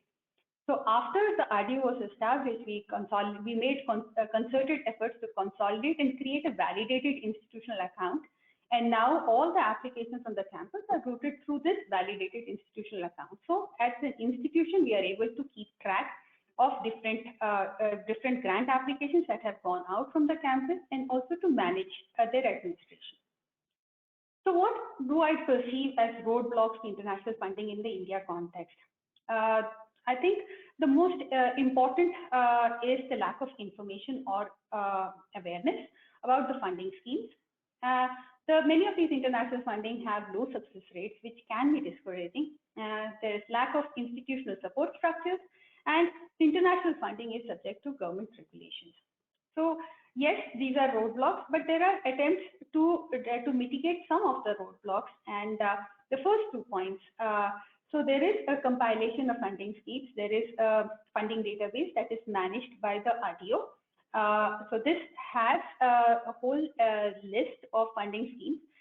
We will, in the next coming year or so, expand on the number of schemes which are important for international funding. And we are very thankful to the India Alliance and the IRMI initiative for having given a grant which will allow us to expand further on this. The India Bioscience also is a portal which also has a compilation of grants. And recognizing these roadblocks that I mentioned in my previous slide, they have also created an international grants awareness program, once again supported by the IRMI initiative of the India Alliance, to create awareness about the international funding schemes. They've already conducted 2 webinars focused on the EMBO and the HSSP funding, where they have brought together funding agency representatives, as well as you have user feedback of awardees who have shared their experience. In addition, they are also conducting grant writing workshops, all with the purpose of boosting the confidence of the Indian researchers to put in efforts to access international funding. So how can the Central Research Management Office help? So if you're approaching international funding for the first time, it may look like a very complicated maze, and you may not be sure where to start. Now, this is where a Central Research Management Office can play a crucial role in bringing together various aspects, like establishing eligibility, whether it is individual or institutional, to manage the institutional registrations, to help develop the budget in lines with the funding agency requirements, to sign off institutionally and provide all the supporting documentation for the sign off, and post-award to ensure compliance with government regulations and the reporting aspects on these awards. With this, I would like to stop my presentation, and I would like to thank you all for your time, and also to the India Alliance for giving me an opportunity to present at this platform, and also to my team, who has been a great support in establishing the functions that we already perform on the campus. And thank you. Greetings, everybody. Thank you. Firstly, thank you very much for giving me this opportunity. Very interesting, I would say, an IRMI initiative to do something like this. I think probably first time in India, to the best of my knowledge. I've been in this space for the last 15 years or so. Just a bit before we get into the what product, what services, which is probably complements the research office operations, and then not only complemented that, I think a lot of value to the entire process of managing the post-grant management processes. So that's the objective. We'll take you a few slides, and I am Sheshraj, and I'm the founder director of Stira IT Solutions. Along with me, I have my colleague Vishwas Sharma. Hello, everybody. We both going to talk in each of the relevant topics and then share our perspectives. And I think as an organization, this is how it is. We're a Bangalore-based company. We have been registered under ROC. It's a private limited company, and we have developed an exclusive fund-based accounting solution, what we call it an S-Facts. Yes, it is facts, so that's what we're going to show in our application. It's an interesting tool, I think, to, again, been in this space from many years, so I have not seen a similar, an apple-to-apple comparable product like S-Facts. And we only focus on this particular space on a vertical which we wanted to help the customers to use their grants effectively and manage with a lot of transparency in account. Of course, between me and Sharma, we bought about 30 years in the industry before we started Sthira IT Solutions for us. It's a young team, very interesting team what we have, technical, post-technical, and then of course the implementation kind of a team. This is about what we do as an application. This is what we have developed. This is an entire application which we have done, what we call it as a Make in India. It's a completely homegrown product. We have started the product from scratch. Took about 30 odd months to develop first level of framework. Subsequently, we improved, added many modules into this. So predominantly, the 2 or the 3 takeaways from this particular slide, I would like to emphasize this is an application which we have done on the GFR, the Central Government of India's General Finance Rules. That's the compliant framework. That's the entire framework on which the application is run. Number 2, it's a double entry system of accounting. Though accounts is the key, but the rest of the various modules has got its own different functions and it acts independently, yet all of them dovetails and get integrated to a common, robust, strong database. So we manage through this application both the institutional grant as well as the research grant, what you see from the extramural grants, what you call. So this application is also developed with a few more add-ons, which is one on the employee self-service portal, which is again gives you a lot of leverage to the employees to see their own data, their own information, and click a button.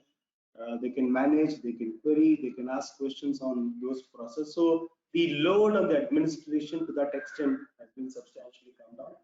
And we have built a very unique online approval engine, what we call as an embedded workflow, which talks about these modules separately. Of course, it can work with many other applications if at all required to get integrated. Coming back on this particular processes, so this is where I think the applications should be talked about. This is, I will ask my colleague Sharma to talk about this, but on a contextual level, their applications can do both extramural research administration management as well as grants management. Hi, this is Vishwas here. I come from core finance domain, architecture of the product aspects. Basically, when we sign a contract with any institution which are operating on fund, the first question asked is, how are you going to give us the final end result of the reports? So most of the institutions have a separate set of reports for extramural project management, vice versa the core grant project operations. Our application handles both these business processes with its uniqueness of a policy-driven processes within the application. So in principle, what most of the institutions do is their extramural projects, financials, they only make it as a part of balance sheet figures in the core grant. So what we have done in the application is we define the entire financials of the extramural projects to meet specific requirement of generation of utilization certificate, and it has a separate approval process. Basically, when it comes to core grant of the institution, the approval and GFR compliances are a lot more complex, vice versa the approval flow for extramural projects, which are much more simpler and it has a lesser layers. Now I'll move on to the next flow process, which I would like to talk about is principally on the extramural projects. See, the core purpose of having a unique location for extramural projects is to enable the project investigator to access their projects, their data with their restricted roles. So what we define here is the reports which are generated right from sanction to UC. When you get the grant from the funding body, you need to define what are the various installments you have received, how the budgets has been allocated to each of these budget heads, which is mentioned in the project proposal, and finally how it dovetails to generate the UC, which is again customized as per the funding body. So the final utilization certificate gives us the status of where the project stands. It tells what is the total amount of money received, what are the commitments that has happened against the project, and how the fund has been utilized against each of the budgeted allocated grants. So to quote one example is one of the project investigators was heading for a meeting in Delhi. So she wanted to generate a utilization certificate from her application, and she took it on the go. So basically what this application helps is at any point of time, you will know the exact real-time status of your project. So you need not have any dependency on finance team or the purchase or the establishment to really tell you how the data has allocated. And the advantage is it has an online approval process wherein the project investigator can make advance requests online, and this ensures paperless approach. Certain internal documents of the institute can certainly be made paperless. I think the next aspect I will allow my colleague to take it over. Thanks, Omar. This is a typical question which a lot of people do ask, and I think why do you need a tool like this, or why an SFACS compared to others? There are aspects. I think what we looked at it is from the product point of view. It's a multi-stakeholder responsive system. It's just not only looked at the research community, though they are the center focus in the entire operations, but I think each of them are dependent or interdependent on the rest of the other functions. So it could be internal management, it could be our own staff, it could be administration, it could be finance, or it could be an external auditor, or the auditor nominated by the funding agency. Of course, the funding agency itself, or could be ministry. So from that perspective, I think application has been done, looked at all their respective relevant needs, and then application handles independently to give the relevant information with the click of a button. So the objective here is to try to minimize the multiplication of data, duplication of data, and they make the processes seamless. And purely from a research point of view, as a project investigator, I know their focus is more on the research. Administration hassles takes a lot of toll. So, but I think in this process, I think we are trying to help them probably facilitate to make the process much better. Okay. So let me go to a little more the kind of a perspective, the benefits, what each of the stakeholders will get. This is a little more focused on that part. When I'm coming to specifically on the research fraternity, I think 2 or 3 points which is probably comes in this application. So one is, of course, as Sharma told a couple of times back, this is the single login to manage all my extramural projects. So I need not have multiple logins to check what's happening. It could be your own internal funding, it could be an external funding agency A, B, anybody can be able to look at from that particular process. Second, it brings a tremendous amount of an online procedure so that it reduces the usage of paper. B, it makes you to see the transaction sitting online, and then you can always look at it. It is rested with which authority today. I'm asking for a specific indent. Where does indent sit today? Does it sit with section A, section B, and under which particular role holder? So that makes the system transparent, and it brings accountability across all the levels. And then, of course, from the research perspective, there are a lot of features which we have built. Like you can also keep the repository of your relevant data into the same application, so that the data is stored secure. It is stored in your central server. So anytime if I wanted to click of a button, I want to check my specific projects, all the reports, just not the financials. Could be my status report, could be my paper, could be my presentation. Any of those things can be stored locally, and of course access will be restricted to you only. I as a PA, I can only see my project, I cannot see someone else's project. Again, goes into the hierarchical process. So there are a lot of usages there. And then coming back to the next, probably, which is probably an administration perspective on accounts, I think Sharma will talk. One of the best advantages a research project investigator gets is he or she has the full control of their project, of where their project is heading in terms of financial operation. So their dependency on any of the departments, whether it is establishment, purchase, or finance, is reduced to a large extent. So they are independent to access the information and take their decisions on how they operate or manage their grants. Now I'll move on to the benefits that an establishment or finance or the purchase section gets out of this software.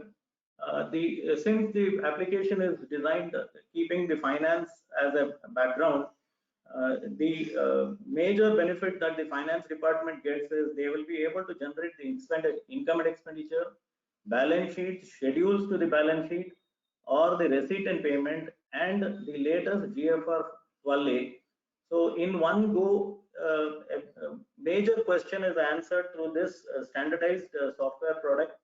Is the compilation of any of the MIS report becomes a lot more easier and authentic.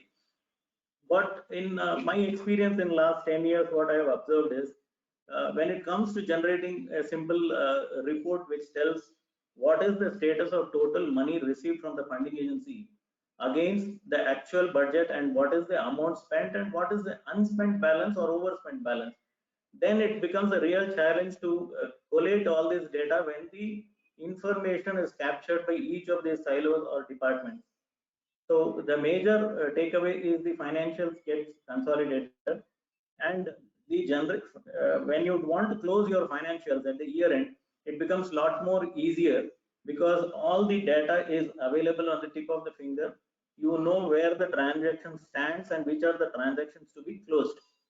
And another aspect is when you talk about finance, you also have statutory compliances to be taken care, whether it is income tax, TDS, or GST. The latest changes that have happened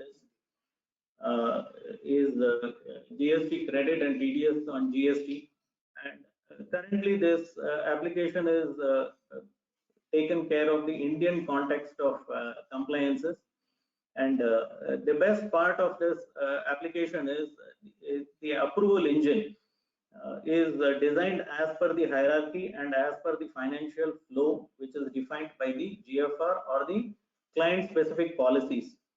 So at any point of time, you would be able to track where this transaction is pending, and probably you can directly approach them and know why it has been kept pending, or it creates an accountability more specifically for the approvers.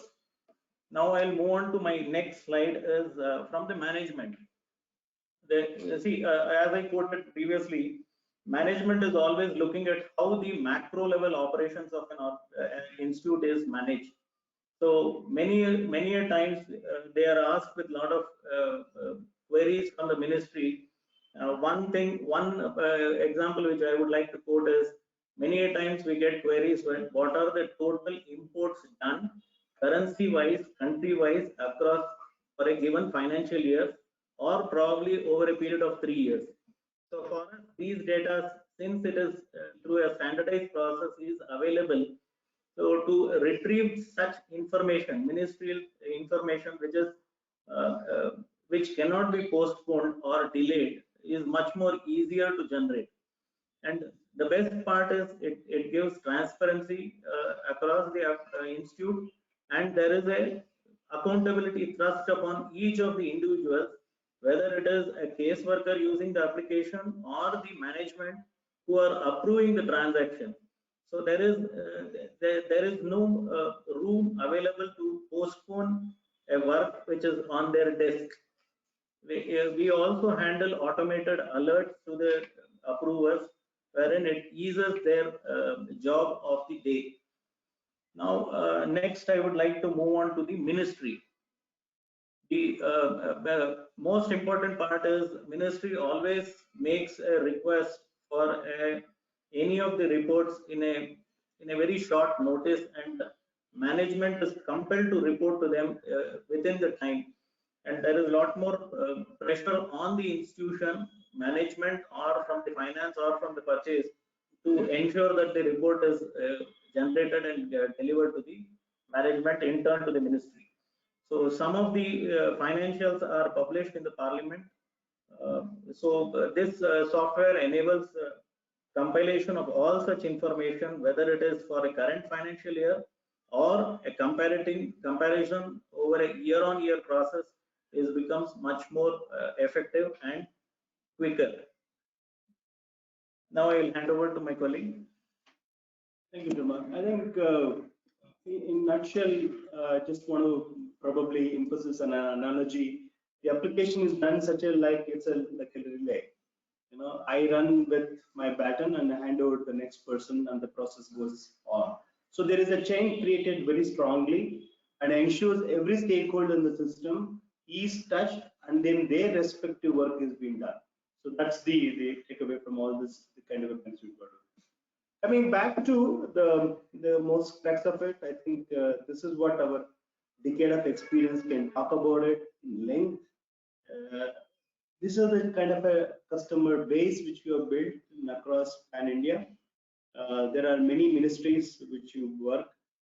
Each of the institution or each of this group of institution which comes into are unique in its own way, though their common denominator could be GFR, because that's where the challenges comes into. Again, project investigator role may remain same, but I think each of the institutions follows its own some of the uniqueness processes, which is very specific autonomous role of that particular institution. That makes the product to come alive. And here there are customers which is there from us from 2011 onwards, 12 onwards. There are customers who just joined us. So we have seen the very young organization to an organization with a legacy of 50 years, 60 years in the industry. And for them to move away from a manual or a semi-manual system to get into an automated and an e-governance was a challenge. I think that's where our strength really come into the picture.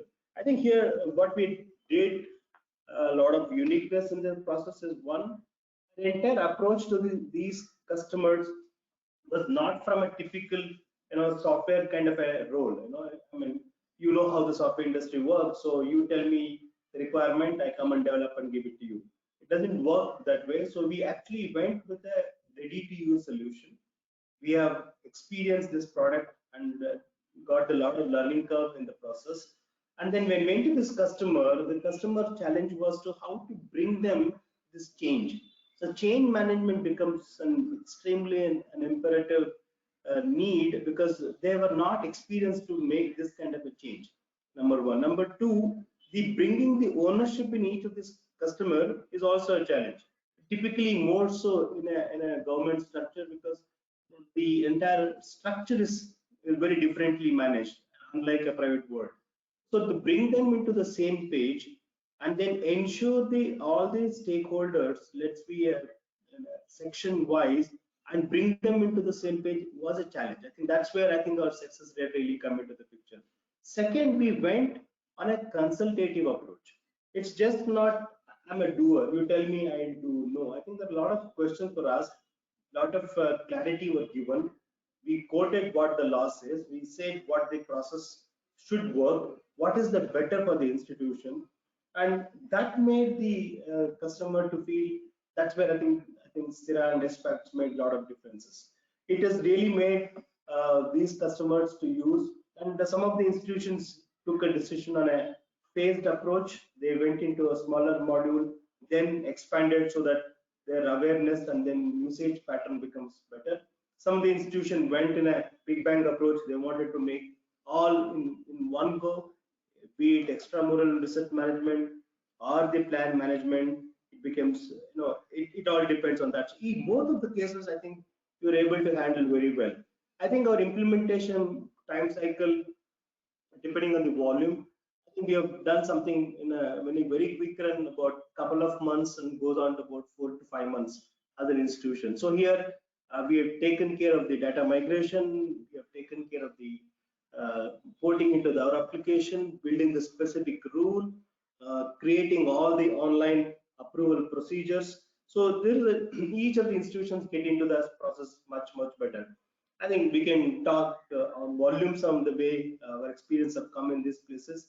And each institution, as I said, I reiterate, is unique by itself, and I think they have understood our applications extremely well.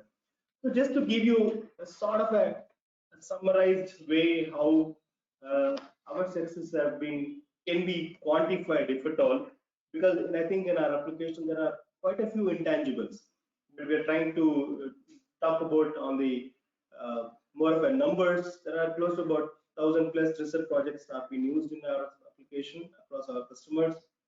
It has reached almost, I think, 750. Probably the slide need to change. I think more or less about 1,000 employees using this. 300 crores. One institution itself, their extramural research grant receives about 150 crores year on year.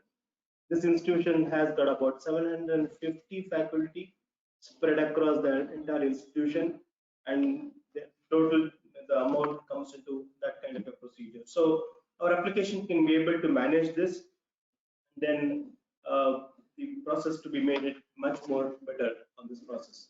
Okay. Of course, we also have a scholarship module which can add to the entire complement the entire application. So coming back to from the technology perspective, this is how the product is being worked on. We have done on .NET Microsoft kind of a similar scenario. Of course, the methodology of implementations can become any of those processes what we have shown in the slide. It can be an on-premise model, it can be a hosted model, but most of the customers what we've shown you there are all on the on-premise model.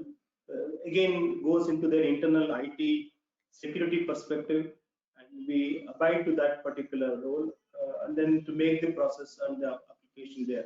And technology, as all of us know, is ever changing. That's the change is constant. So that's how it works. And we tried our best to make the product to upgrade to the available technology, and then keep harnessing those facilities, and then give the information to our specific customers there. The entire application success rate, it will not come if we don't have a strong ecosystem of the support system. Because if you don't build this, then the product has no. So there is a great product, but we don't know how to adopt it well and where to help them. That's where I think the process. I think that's actually we score quite a big mark on the entire success rate. So we have the implementation on two logic. So once we implement, after the implementation goes on, then we do an email support, and an on-site engineer can be put there, or could be a remote support. We manage everything from our headquarters. And anytime the implementation, that's another uniqueness. So need not be this application should start beginning of the financial year or beginning of a specific time period. So you can start anytime and do the migrations quickly from that particular perspective. So the entire the process what we have done developed is to give a customer an experience of application which really works for them, and then make the entire e-governance in a much more standardized way. The dependency on the user on a manual errors substantially reduced, and it can is a standardized process. So most of the customers, the employee keep changing. So anybody comes to adopt to system becomes much easier. So there is no my way, your way. This is one standardized way is what we are trying to preach them a particular process. So this is with us. I think we'd like to end up with our presentation. And these are some of the coordinates for our contacts.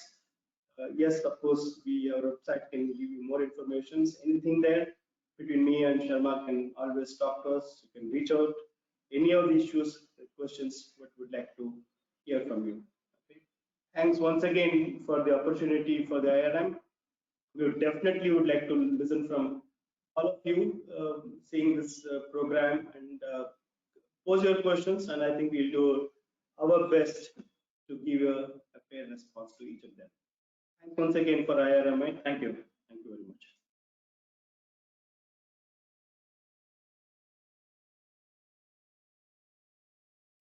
Thank you, Mr. Shesharaj and Vishwas Sharma. It was a wonderful presentation, quite informative, and a wonderful standardized product, it seems, that you have developed, which will definitely ease the life of the research managers and the grants managers handling so many different projects and all. So a couple of questions, maybe we can start with that. So what is the annual cost of SFACTS package? And that, I think that would be the first question in everyone's mind for this wonderful product that you have developed. What would be the annual cost of investment into this?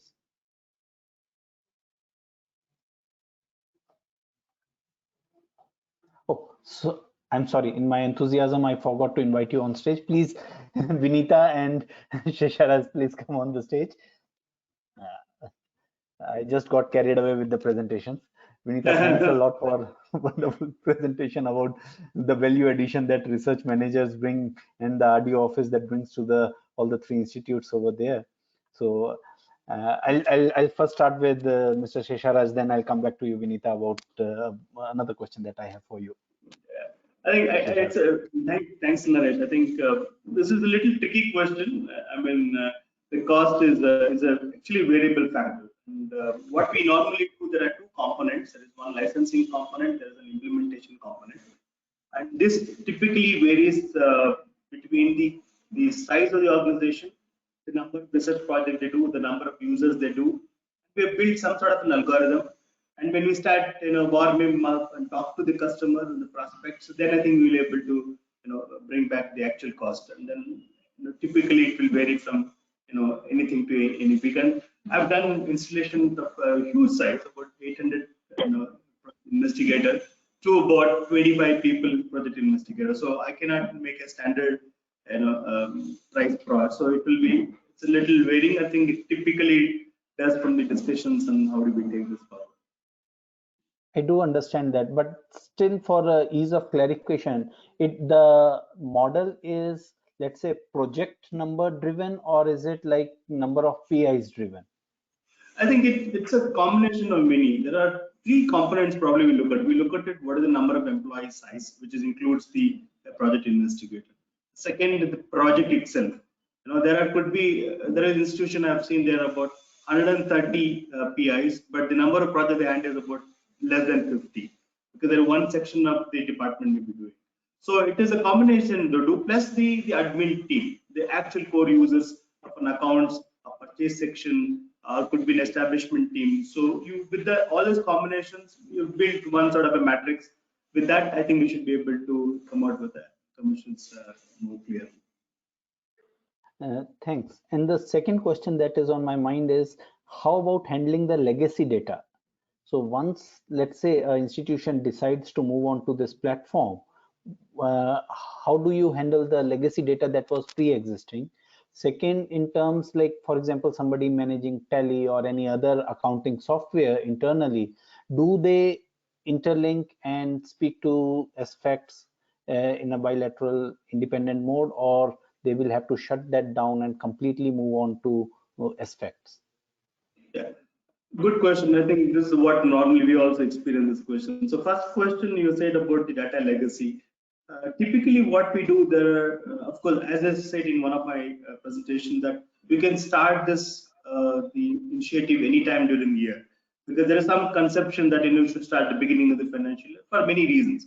But I think what we have done is we have built a data matrix. You can pull out the data from your basically you need at least a minimum of an Excel file of your past data. We have also done an organization which is totally manual, and I've seen the ledger. You need to put a scale to identify the row. From there to bring it back to an e-governance. So we have done that work also. But typically we can able to pull out the data from your Excel and then bring it back. Each institution follow different model. One institution says I need last 2 years and bring it back to my system. Another institution may, I'll cut off this. From this date onwards, let the application be moved into our application. So that time the opening balances becomes the critical factor. Second point you said about integration with any other product, or let's say most commonly used application is Tally. I think in our product is actually a replacement of Tally. So you don't require to use Tally at all, because it's like entirely dovetailed and get integrated to financial. So typically, if I'm just to give an example, suppose I am a person who want to take as part of my PA, I want to travel on my project and I'm asking for an advance. The moment I ask advance in my system, it goes to the online workflow, and then once it is approved, accounting posting happens automatically. So there is no manual re-entry. So the idea is that you don't again re-enter that, don't duplication the work. Now I ask for 5,000 while accountant makes mistake of making it to another zero add or 1 0 less. So these issues can happen. So it gets integrated, except the entry where it requires an accountant work. The rest of the accounting posting happens automatically. Be it purchase, be it your any expenditure which you do, which all does. So at any point of time, accounting job is to ensure is that the compliance is done correctly. Then to make the get the output the way you want it. So don't require a Tally kind of a scenario at all. Of course, there are institutions struggle initially because they didn't really understand the process how to do. But over a period of time, I think all of our existing customers have moved out away from that. They're only using our finance because the reporting becomes another challenge. See, if you ask GFR 12A is the most common reporting system which Government of India has. You can do it in Tally. It's not that it's impossible. Again, bringing it to that framework is a big challenge. Let's say you see a report from DBT vis-a-vis ICMR or CSAR is so different. And then again from Tally, again you have to import data to another Excel, to another Word format, bring it back to the tenant. So we are saying totally avoid that. Bring everything from the same applications. Your entire control becomes much easier. And with respect to lastly, before I proceed to Vinita, so for example, the PFMS and other new platforms that government is building and making it mandatory that the data should be submitted into those platforms for the clarity's sake. Does your software also interact with the government portals, and the reports can be directly fed into there, the data can be fed into there, or there would be a manual involvement required? Purely, that's a very, very valid question. I think purely from product perspective, technology point of view, you don't require re-entry again. But the challenge I think we have seen is, I think my other colleague Vishwa Sharma is also part of this panel. He has himself gone to a couple of sessions with the PFMS team. He traveled to Hyderabad and went there. Now there the challenge is, now we are okay to integrate or handshake, but I think technology from other side, they're not ready yet to get it. In fact, we have represented through institution saying this, give us some Excel upload kind of a scenario. They typically look at it in an organization I'm quoting this, they do an average per day about 30 purchase orders, average per day. And imagine a month, and they do a bill submission close to about 150. So if you look at the total number of transactions, it runs into thousands.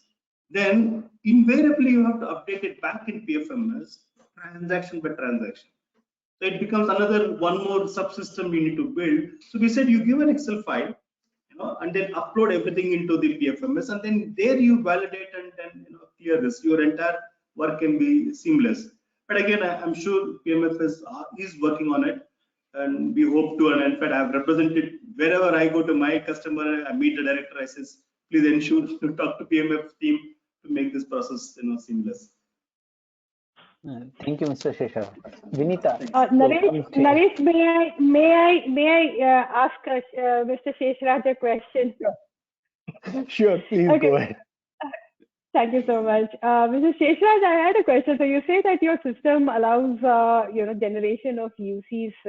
I know that most of the requirements of Indian government funding agencies would be more or less in sync with each other, right?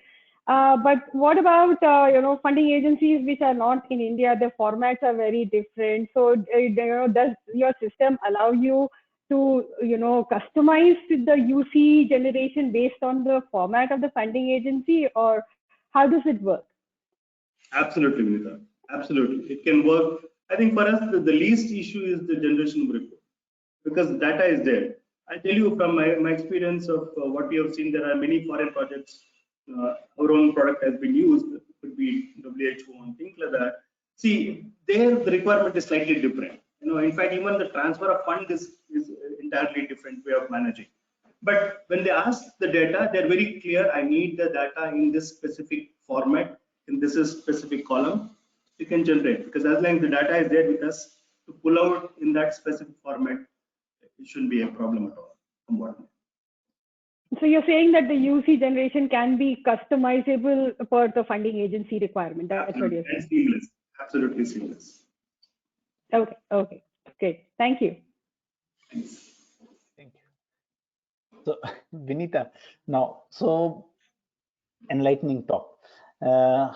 What kind of advice you would say to the RNs, how they can keep themselves apprised about the international opportunities and the fundings and the administrative requirements? So maybe if you have to begin with very few funding, international fundings with them, but there are many more coming up now, and more if we look at it, with the SDGs and intergovernmental agreements coming into place, a lot more joint fundings are coming out. So how they can keep themselves apprised about the policies as well as the funding opportunities for the benefit of the institute? So I think in one word, I would say be proactive. That's the one thing that I would say, advise all the research managers, that you have to be proactive. All the funding agencies issue newsletters, and you should get onto the mailing list for all the newsletters. You should follow the social media handles of all of these funding agencies, because a lot of the times before it comes on the website, sometimes it's announced on the social media channels. Yes, there are compilations of funding schemes that, like I showed in my presentation, that's one of the one that that is being managed by us. And with the IRMI grant, we do the RM fellowship that we have received. What we are trying to do is also to expand on those, or specifically on the international funding schemes. Like you said, there are several calls coming up, some of which are international, and there are actually quite a lot of foundations which I think are under utilized in a way, because people are not aware of it. So there are certain foundations and charities which would also fund. So like, if I have to give you an example, we have a grant from UK charity on hearing loss, and this is something that I would not have known unless and until the PI was proactive and he had a connect with them, and that is how it came to our attention, right? So it is a collaborative process where the PIs as well as the research managers, come together to kind of build that funding database. And I think that having a funding database like that and our attempt to expand, we hope that we will bring out more information for, it is an open source database. So once we have more funding schemes there, I hope that will be useful to the Indian community. So I think that is one of the advices I would say: be proactive, follow the funding agencies as much as possible, and talk to people, because there are people who may know schemes or agencies that you are not aware of. So that's my advice. Thank you. Very pertinent advice, I should say, because I think networking is the only way where we can get the maximum information about what opportunities are coming out. So different people in different fields will be aware of various opportunities come together. Mr. Shesharaj, there is another question for you. So this is, can SFACS handle the manpower, let's say the HR policies within the institute? Because again, with the grants and other things, you have manpower. Today, the PI may have requested, let's say, a PhD student or a postdoctoral fellow on the grant, but tomorrow, as per the requirements, if they feel that there is a change or a need of change in the personnel, they may want to change that with a prior approval from the funding agency. Would this software be able to handle that kind of changes, and is it that flexible? Yeah, I think fair enough. I think what we have done, we also have an exclusive module called HCM, Human Capital Management, as part of our entire offering. Specific to research fraternity, of course, we have an exclusive project staff management. Okay, now here again, it talks about the tenure period, the project in which they are assigned to, under which head they have to pay. Now, each institution or each funding agency have a different methodology. Some institution says, you pay the salary through contingency. Someone says you pay through manpower only. So these can be configurable. So as a PA, will have an access about under his project how many people are there, and how many people, their qualification, etc., and what is the tenure period, and what kind of a salary structure which they go. And this gets dovetailed to while releasing the financial salary processing, which includes your other statutory compliances. It could be income tax, it could be any of those procedures, which includes the bank transfer to the salary process. Of course, it is a comprehensive tool which also helps the PI to know, okay, when is this particular person is contract is getting ending. So it will proactively help him, so that if you want to renew, typically I'm sure Vinita will understand, because if you want to extend one contract, there is an administration, you need to go through many processes, and you need to write, and then it has to go through, and then that protocol itself will take let's say about a couple of weeks. At least it gives you 1 month in advance, so that you can plan, okay, there are the people who are going to come in. Not only this, there could be situation when a staff working for a lab assistant now, and he moves to another project after 3 months. So these internal transfers, yet unique, can be fully managed. So there are at least customers who have got 350, 400 project staffs. Their monthly salary has been looked at, and all the staffs are very happy because they get salary on time, because they need not actually do the work with the admin, run around, and these are the guys who do a lot of work, in terms of administration. So they understand well. And in fact, we have added to just another element to this. We have also something called project assistant. Basically, here every PI can nominate one or two or many his own assistant to manage the respective projects. So if I have got 3 projects, I can assign one PA, and he does all the groundwork. I, as a PI, come and authorize in the application directly. So still the authority rests with me, but the rest of the basic paperwork or the administrative work can be done by them. So the PA mapping becomes very important, and that's how the people really work on it. So it works fully for the HCM perspective. So the HCM or the project staff management module, so these are inbuilt into Aspect, or the institutions will have to subscribe separately? It is when we get into the entire Aspects module. So especially for research cell or research solution, this is included. The project related staff process is included. That's how it is. So if you look at it, overall product has got about 14 modules or so. So some institutions say, I want comprehensive all, both for my plan as well as from extramural. Someone says, I'm only for extramural. So when I extramural, the project related staff is included, including the scholarship module. There are many students who funding is done by someone else, but the institution has to make the procedure. Even that has been inbuilt into the process.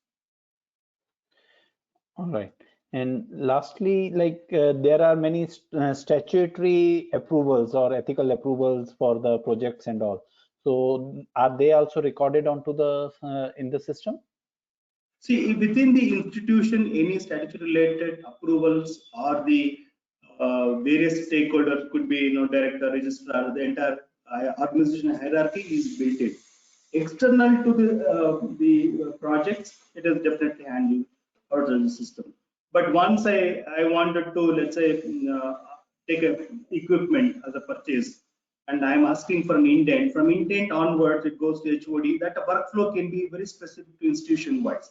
It can go up to the director, and then he approves, and then it gets into local purchase committee or special purchase. All the procedure is made where this online approval happens. But if you're looking for an external funding agency or outside the system, then I think it is not enabled as of now. Thank you. I believe there will be many more questions about this. So I will advise all the audience and participants to directly contact Stera IT. Absolutely. Thank you. Thank you. I shall thank the speakers for their valuable time and the information that they have shared with us. And I will advise the participants as well to independently contact the speakers and feel free to bug them for more information and help as required. Absolutely. Thanks a lot. Thank you, Sheshara. Thank you so much. Thanks, Vinita. Thank you, Naresh. Thank you. And to my audience, there will be a feedback link shared with you for your thoughts and the feedback on these sessions. Please, we will look forward to the feedback, your valuable suggestions as well about the sessions today. Thanks a lot.